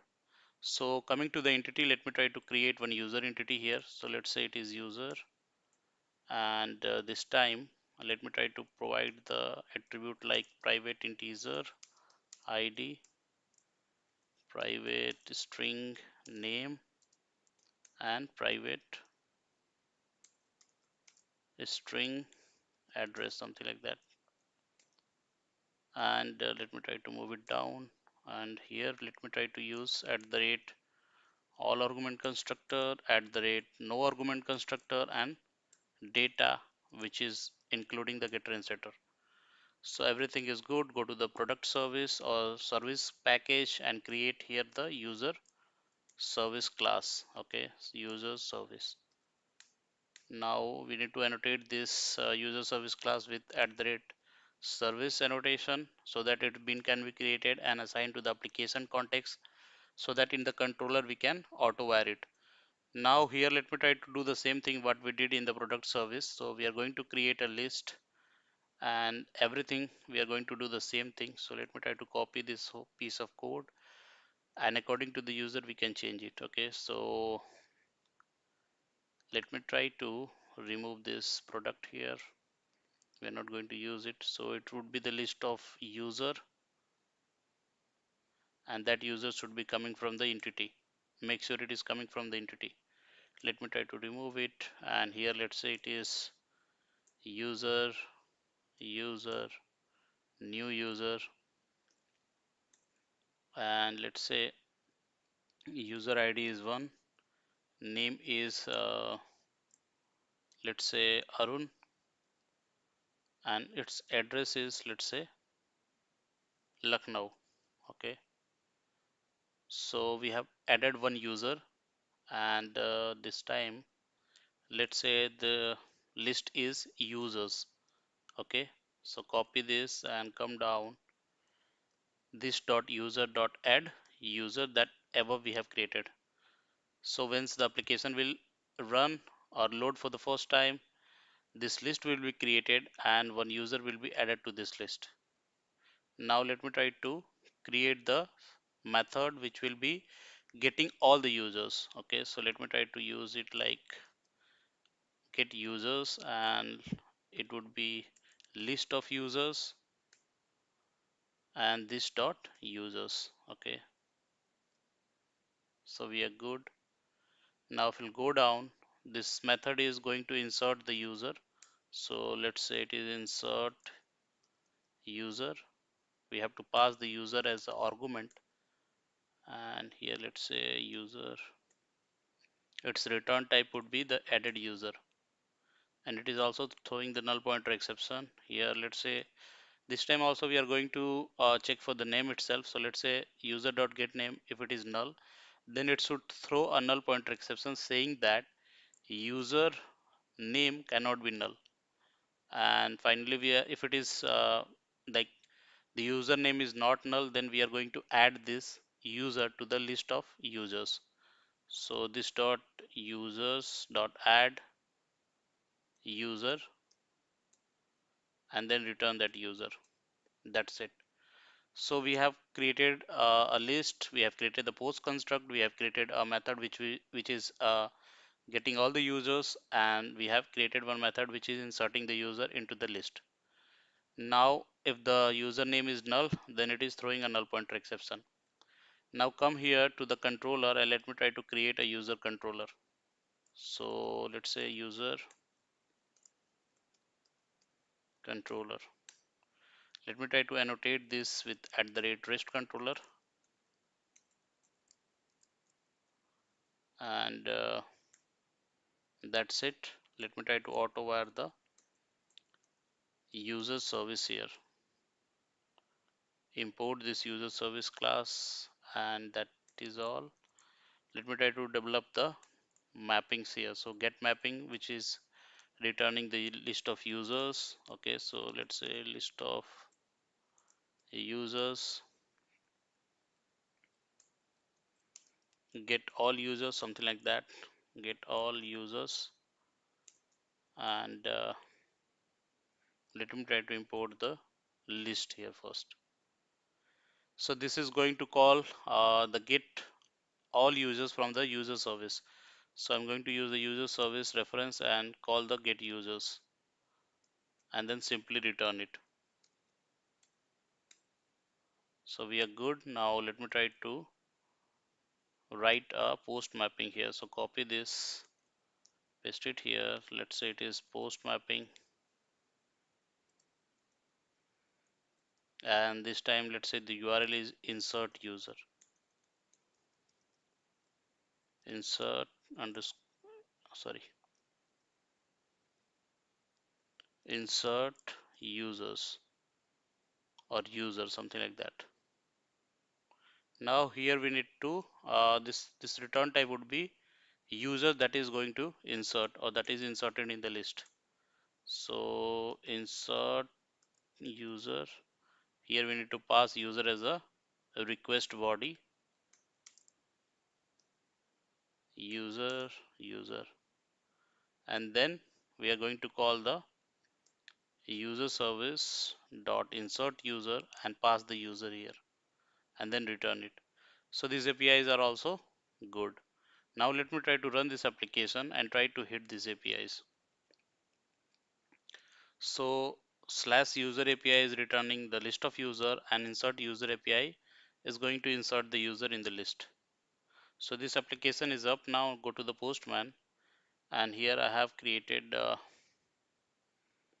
insert it. Let me try to create one get request here. So duplicate it, and this would be list of users. Okay, so let me try to name it like all users, and it would be HTTP. Okay, users. Okay, now let me try to hit it and then see. So you can see as of now we have only one user inserted in the user list, which is already inserted when the application is loaded. Okay, if we go to the user service, you can see this user is inserted as because we are using at the rate post construct. So one user is there in the list. Now let me try to save it first, and let me try to insert couple of more users. So let's say the second user we are going to insert is let's say it is Deepak, something like that, and the address is VNS. Now let me try to insert it. So what is the URL for the insert user? If you go to the user controller, you will find it. It is insert user. U is in the capital. So we are using camel case things here. Okay, so just hit enter and you can see the second user is also inserted. If we'll go to the get all users, you will find it. You can see as of now we have two users. So both of the APIs are working fine. Now what if we are going to insert the user with the name as null? So let's say the third user we are going to insert is, and it is null. So we have, if we'll go to the code, we have handled these things, right? So if we'll go to the user service and if you'll come down, you can see if the name is null, username is null, then it is going to throw an exception which is saying that username cannot be null, and this is a null pointer exception. That means it should be handled automatically because here globally we are handling this exception. Okay, so let me try to hit it and then show you. So if everything is fine, if we are getting the error message here, that means this exception is handled, and it is being handled globally with the help of at the rate REST controller device. So let me try to hit enter here, and you can see username cannot be null, and that means our exception is handled. You can see we are not getting anything in the logs. That means our exception is handled, and this is handled by this class which is global exception handler, and it is handled by this exception handler which is handling the null pointer exception. Okay, that means our at the rate REST controller advice annotation is working fine. It is fulfilling its purpose. It is handling the exception globally. So this is about at the rate REST controller advice annotation, and this is how you can handle the exception globally in a Spring Boot application. Okay, or you can say in Spring Boot REST services. So this is about the video, guys. If you like the video, please hit the like button and please share this video with your friends so that they can be benefited too. Okay, so thanks for the support and please subscribe the channel. Okay, thanks. Hi everyone, Ravi this side. Welcome to Engineering Adda. So today in this video we are going to see the difference between at the rate controller advice and at the rate REST controller advice annotation in Spring Boot. There is a video on my channel where I have covered at the rate REST controller advice, how to use it and why we are using it, and what is the REST controller advice annotation. So everything I have covered in that video. So if you are new to this channel, just go and watch that video first, and then here we are going to see the difference between controller advice and REST controller advice annotation. So both of the annotation are used to globally handle the exception in a Spring Boot application, but there is a difference between both of the annotation. There is a video on my channel where I have covered the difference between controller and the REST controller annotation in Spring Boot. So there I have told you that the controller plus response body equal to REST controller annotation. Similarly here, controller advice plus response body annotation, what makes the REST controller advice annotation. Okay, so basically this controller advice annotation is used in the Spring MVC, and it can also be used in the Spring RESTful services. Okay, but this REST controller advice is basically meant for the Spring RESTful services. Okay, so this is what the basic difference between both of the annotation. Now I will try to show you what is the real difference in the implementation and how we can implement both of them. So let me try to open the IntelliJ and try to create one Spring Boot application here. So what I will do, I will try to create one Spring Boot application. There I will try to cover let's say two APIs. One is to find all the record from the database, and another is to insert one record into the database. So we can like I'm going to create a Spring Boot application which will be having two APIs. One is to insert the product into the DB, and another is to find all the product inserted into the DB. Okay, and here I'm not going to use the any databases. So basically, let me try to first create the application and try to show you those things. So if you'll go to the file new and go to the project, and here you'll find the Spring Initializer. I'm using IntelliJ Ultimate version. That is why this option is available here. If you're not using IntelliJ Ultimate version, you can go to this website, which is start.spring.io, and there you can create your Spring Boot application and download the zip file and then unzip it here. Okay. So in this application, we are going to basically develop two APIs. One is to insert the product into the DB, and another is to find the inserted product, all the inserted product from the DB. But we are not going to use any database here. So what we'll do, we'll try to create one static final list, and in that list we'll be inserting the records or the products, and then we'll try to fetch out that list from the uh, we'll try to fetch out that list when we are fetching out all the records from the DB. So that is what we are going to do. So we are not going to use any database here. So let me try to do those things. So let's say the application name is REST controller advice versus controller advice. Okay, select the Maven here. So go next, and we are going to use the Lombok, we are going to use the web, and that's it. So this is the video about the difference between the REST controller advice and the controller advice. So that is why we are just not going to show how to connect with the database and all those things. We are simply going to create one static list, and there we'll try to insert the record and fetch the record from that. So that is what we are going to do here. So our application is downloading all the dependency that we have included, and here you can see those things. So it will take few seconds to do those things, and then once it is done, we can start development. So if you'll go to the source, go to the main, here you'll find the folder Java, go inside it, and let's say I'm going to create the entity product first. So let's say entity dot product. So let me try to create the private integer ID, private string name, private uh, string or double price, something like that, price, and private int quantity. Okay, so let me try to use the wrapper class here.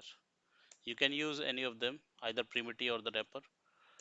So we are good now. Now let me try to annotate this class with at the rate all argument and no argument and data for the getter and setter. Okay, so we are good. Now let me try to create the service package here. So we are not going to use any database. That is why I'm not going to implement the repo or the DIO layer. Directly we are going to create the service class. We are not going to implement the service method in the interface. Sorry, we are not going to create a service interface. We are directly going to create the implementation class for the service. Okay, so let me try to create the package service dot product service class. Sorry, let me try to refactor it, and let's say the package name is service, and let me try to create the class called product service here.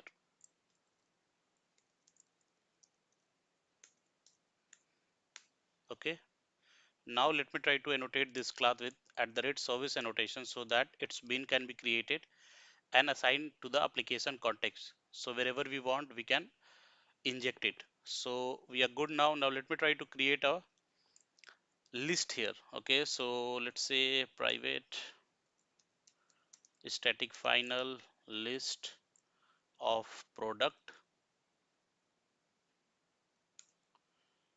let me try to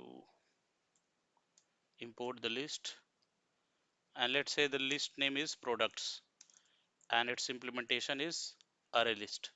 So we have created one list here which is containing the products. Okay, now what I will do, I will use the post construct annotation to load couple of products into the list, or insert couple of product into the list when we are starting our application. So when we'll start the application, this post construct will be running, and then it will try to run the codes inside it, and then uh, once that code will be run, this product list that we have created would be having couple of recordings in it. Okay, so let me try to create a method here. So private void init, and here let me try to create one product, and let's say product ID is 1, and let's say name is mobile, and let's say the price is 20,000 and quantity is 1. So I have created one product. Now what I will do, I will try to add this product to the list that we have created above, which is products. So just do this dot products dot add product. Okay, so when our application will be running, this list would be having one product which is ID is 1, mobile, and price is this, and the quantity is this. Okay, so we are good now. Now let me try to create the methods here. So one method will create to find all the products from the list, and second is to insert the product into the list. So here we are not going to use the database, that is why we are replacing the database with the list here. So every operation will be performed on the list itself. So let me try to create that method here. So let's say the method is public list of product and get products, this dot products.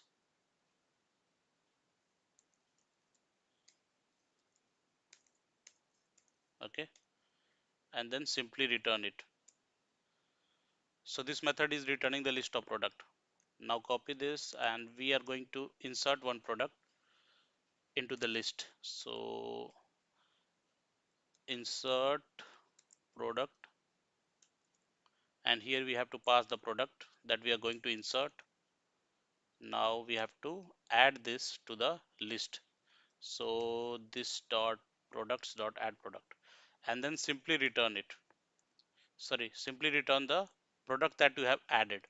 So let me try to do that. Return the product. Either you can find it from the list and return it, or you can directly return it. So these two methods we have created. Now let me try to create a controller so that we can access this method inside it. And where comes the use of controller advice and rest controller advice is when the exception is raised inside it. Okay, so let me try to create the controller first, and then try to show you the scenario where the picture of controller advice and the rest controller advice come into the picture. Okay, so here let me try to create the package called controller, and let me try to create a class called product controller, and let me try to annotate this with at the rate rest controller.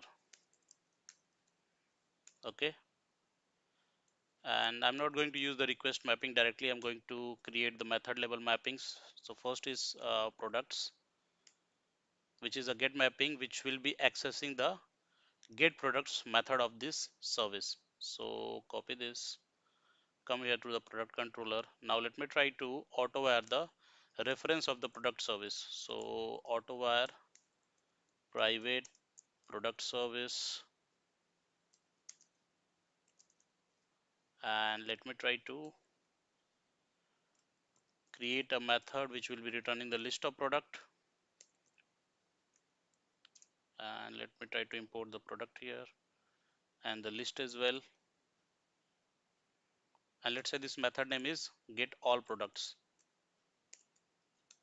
And inside that, with the help of product service reference that we have auto wired, we are going to call the get all products method and then simply return it. Why it is not coming here? Okay, so it is get products. So we are good now. Now let me try to create the mapping for insert product.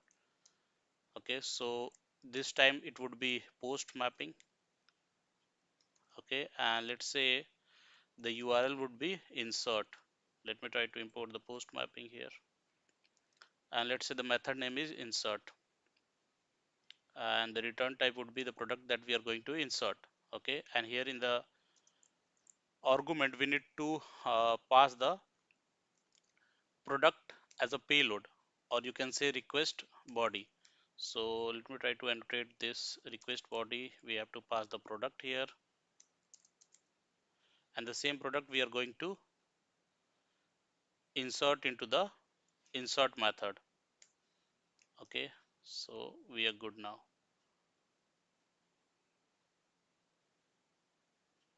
Why it is okay? Let me try to response body. Okay, so this should be request body, not response body. So request body. So we are good. We have created this post mapping to insert the product into the list, and we are passing the product reference that we are going to insert as a payload or as a request body, and then that we are passing it to the insert method of the product service class. Okay, so finally this will be coming here, and then this will be inserted into the list that we have created above. Now let's say when we are going to insert the product, okay, and let me try to show you. Let me try to hit this application first, and then we'll try to show you the scenario. Okay, so why we are getting this error here? If we'll go to the product service,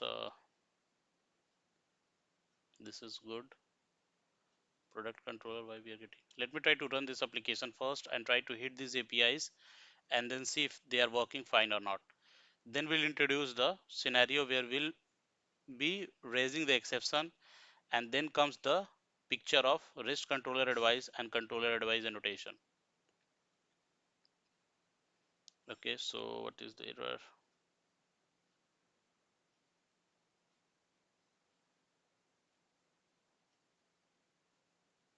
Unsatisfied dependency exception, error creating bean. Okay, so product service, we have post construct, we have this public method which is list of this and this. Now when we are going here to the product controller, and we are good with the product also, we are good with the product service as well. This service is also here. Now come here to the product controller, and we have annotated this class with @REST controller. Now if you want to auto wire it, it should be auto wired. I'm not sure why it is not auto wiring. Incorrect auto wiring in the Spring Beans component. Now if you'll see here, these two packages are outside of the scope of the Spring. Okay, so that is why it is not able to look into those packages and scan it and create the bin for it. You can see the controller is inside it, but this entity and the services are outside. So that is why it is not able to scan it and create the bin for it. So explicitly you have to provide the component scan, and you have to provide the base packages or URL for this packages where it is located. Then it can, or Spring can, create the bin for it and assign that bin to the application context. But here we are not doing that. So let me try to cut it from here, and let me try to paste it inside this and then see. So now it is inside, and let me try to go inside the product service, and yeah, we are good. Go to the entity, it is also good. And if you'll go to the controller this time, I think the error would be gone. You can see this. So everything is fine now. Now let me try to run this application and try to hit the API first. And then I will try to show you the scenario where the exception will be raised, and then wrist controller advice and controller advice annotation will come into the picture, and then we'll try to show the difference between both of them through the implementation. So this application is up. If we'll go to the Postman, let me try to go to the IntelliJ first and then see. So our application is locally up on the port number 8080, and to get all the products, the API is slash products. So let me try to go to the Postman and let's say 8080, and this time let's say find all.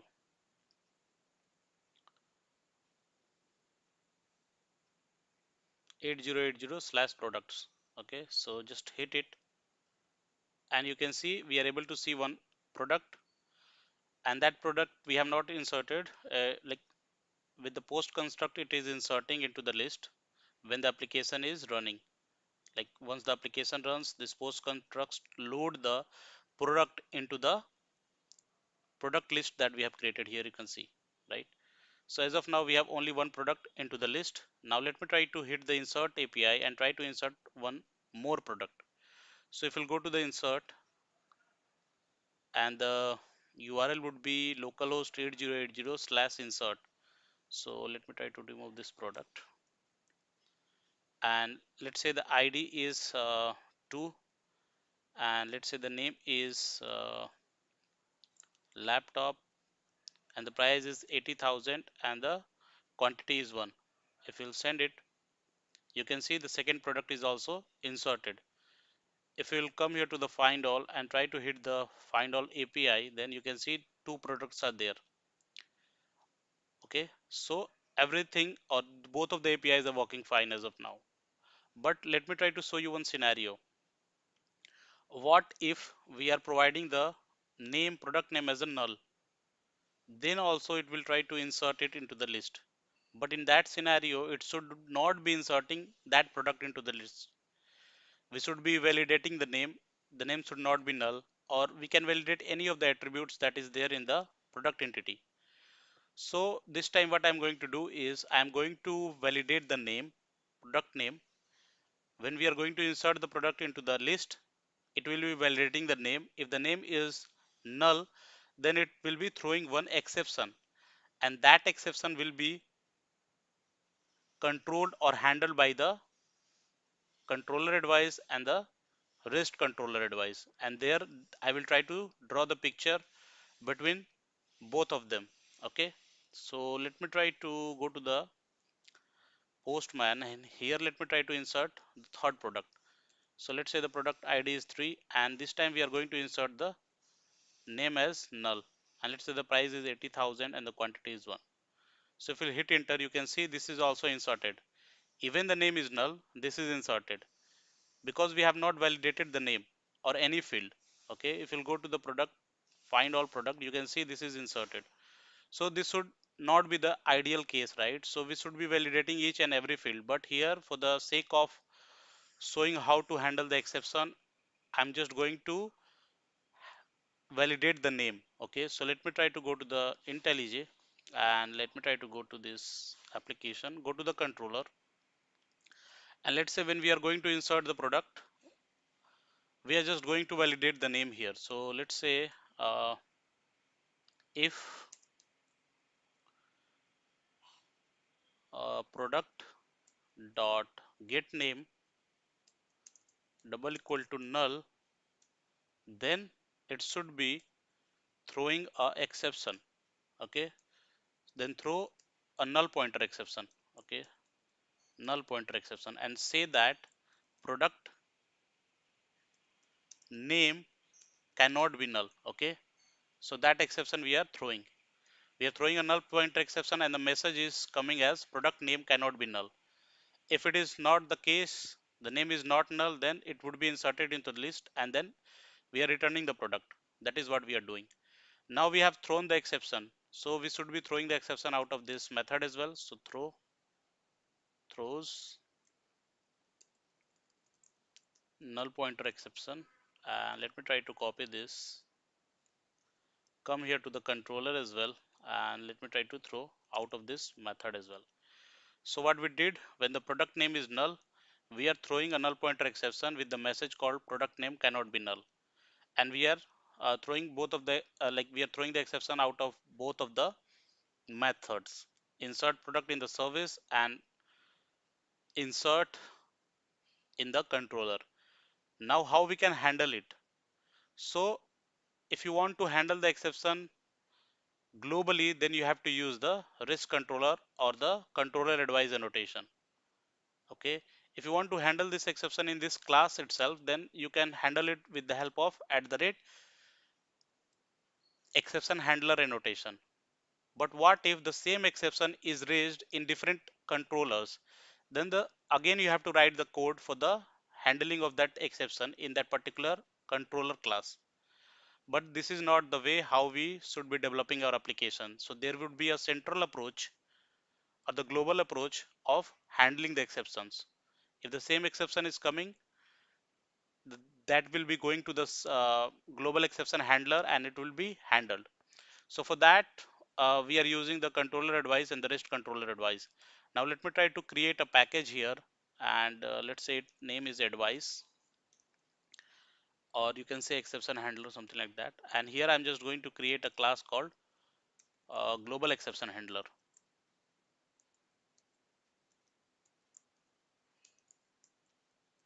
Okay. Now here I will try to show you the difference between the controller advice and the rest controller advice. So this time I'm just going to use the rest controller advice. Okay.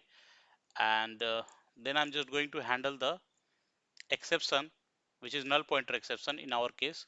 So I'm just going to create a method, and let's say its return type is string, map of string. Okay. Let's say handle null pointer. Okay, something like that. And let's me try to make it public. Let me try to import the map first. And here we need to pass the exception that we are going to handle. So this time we are handling the null pointer exception. Okay. Now let me try to create a map. Okay, so copy this. Let's say error map equal to new hash map. And here in the error map, I'm just going to put the message. Let's say the message is error message. And in the error message, we are putting the value as the messages that we are passing from the null pointer exception. So you can see in the service where we are handling or where we are throwing the null pointer exception, we are passing one message which is product name cannot be null. So that will be coming here as a message, and this will be creating one record or one entity, or you can say one entry in the map which is having error message, and its value would be the message that we are returning in the null pointer exception. Okay, and now finally we are going to return the error map, and this is the method that is going to handle the exception. Okay, so we need to annotate this method with exception handler. Okay, and if you want to return the response, then you can also use response status.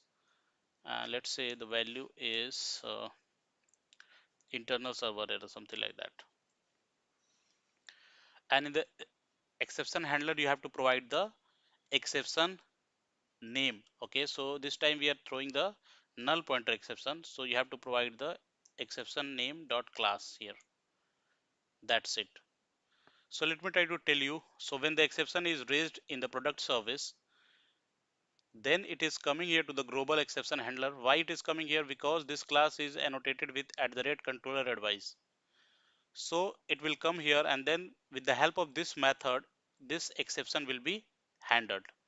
Okay, so now let me try to run this application and try to show you the scenario where we are providing the null name, and then we'll see how it is doing. So our application is up.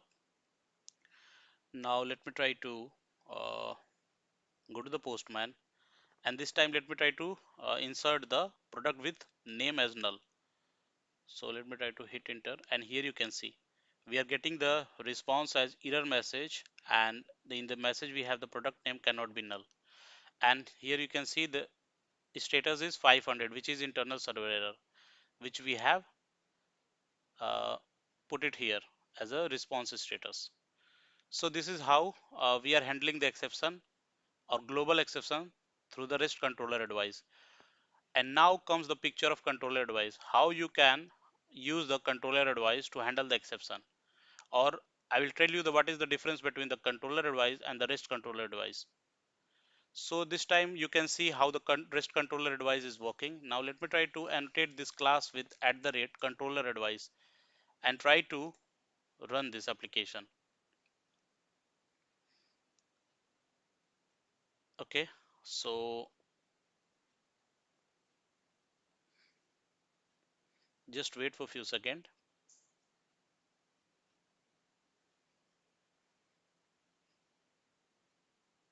Yeah, our application is up, and now if we'll go to the postman, try to hit it. And this time we are not getting the error message. We are getting the responses status is 500 and error is internal server error, and then this path. If you'll go to the IntelliJ and if you'll go down to the console, you will see. So here you can see when we are using @controller advice, this is not working as expected. This is not handling the exception globally, right?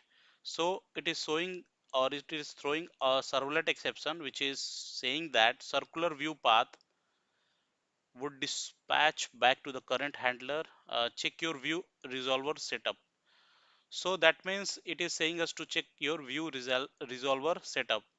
That means it is expecting the view out of this method, right? So we should be annotating this with method with @response body. So in the start also I told you that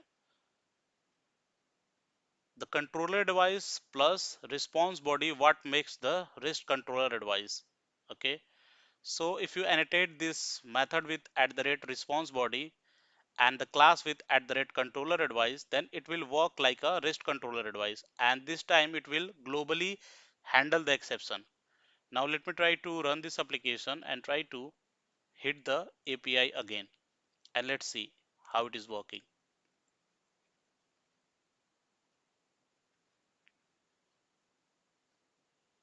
So our application is up. Now go to the postman and try to hit it. And this time you can see you are able to see the error message. That means exception is handled with the help of controller advice and the response body. Okay, so this is what the difference between REST controller advice and the controller advice. So controller advice plus response body makes the REST controller advice. How controller plus response body make the REST controller. Similarly, here in the exception handling, controller advice plus response body makes the REST controller advice. Okay, so this is about the difference between controller advice and the REST controller advice. If you like the video, please hit the like button and please subscribe the channel for more such content. I already have covered a lot more videos on the differences on my channel. You can go to the playlist and let me try to show you. Here you can see Spring Boot interview question, and here I have put couple of differences videos.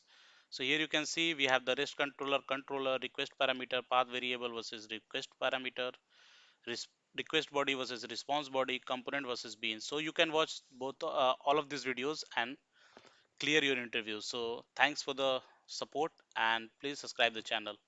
Thanks.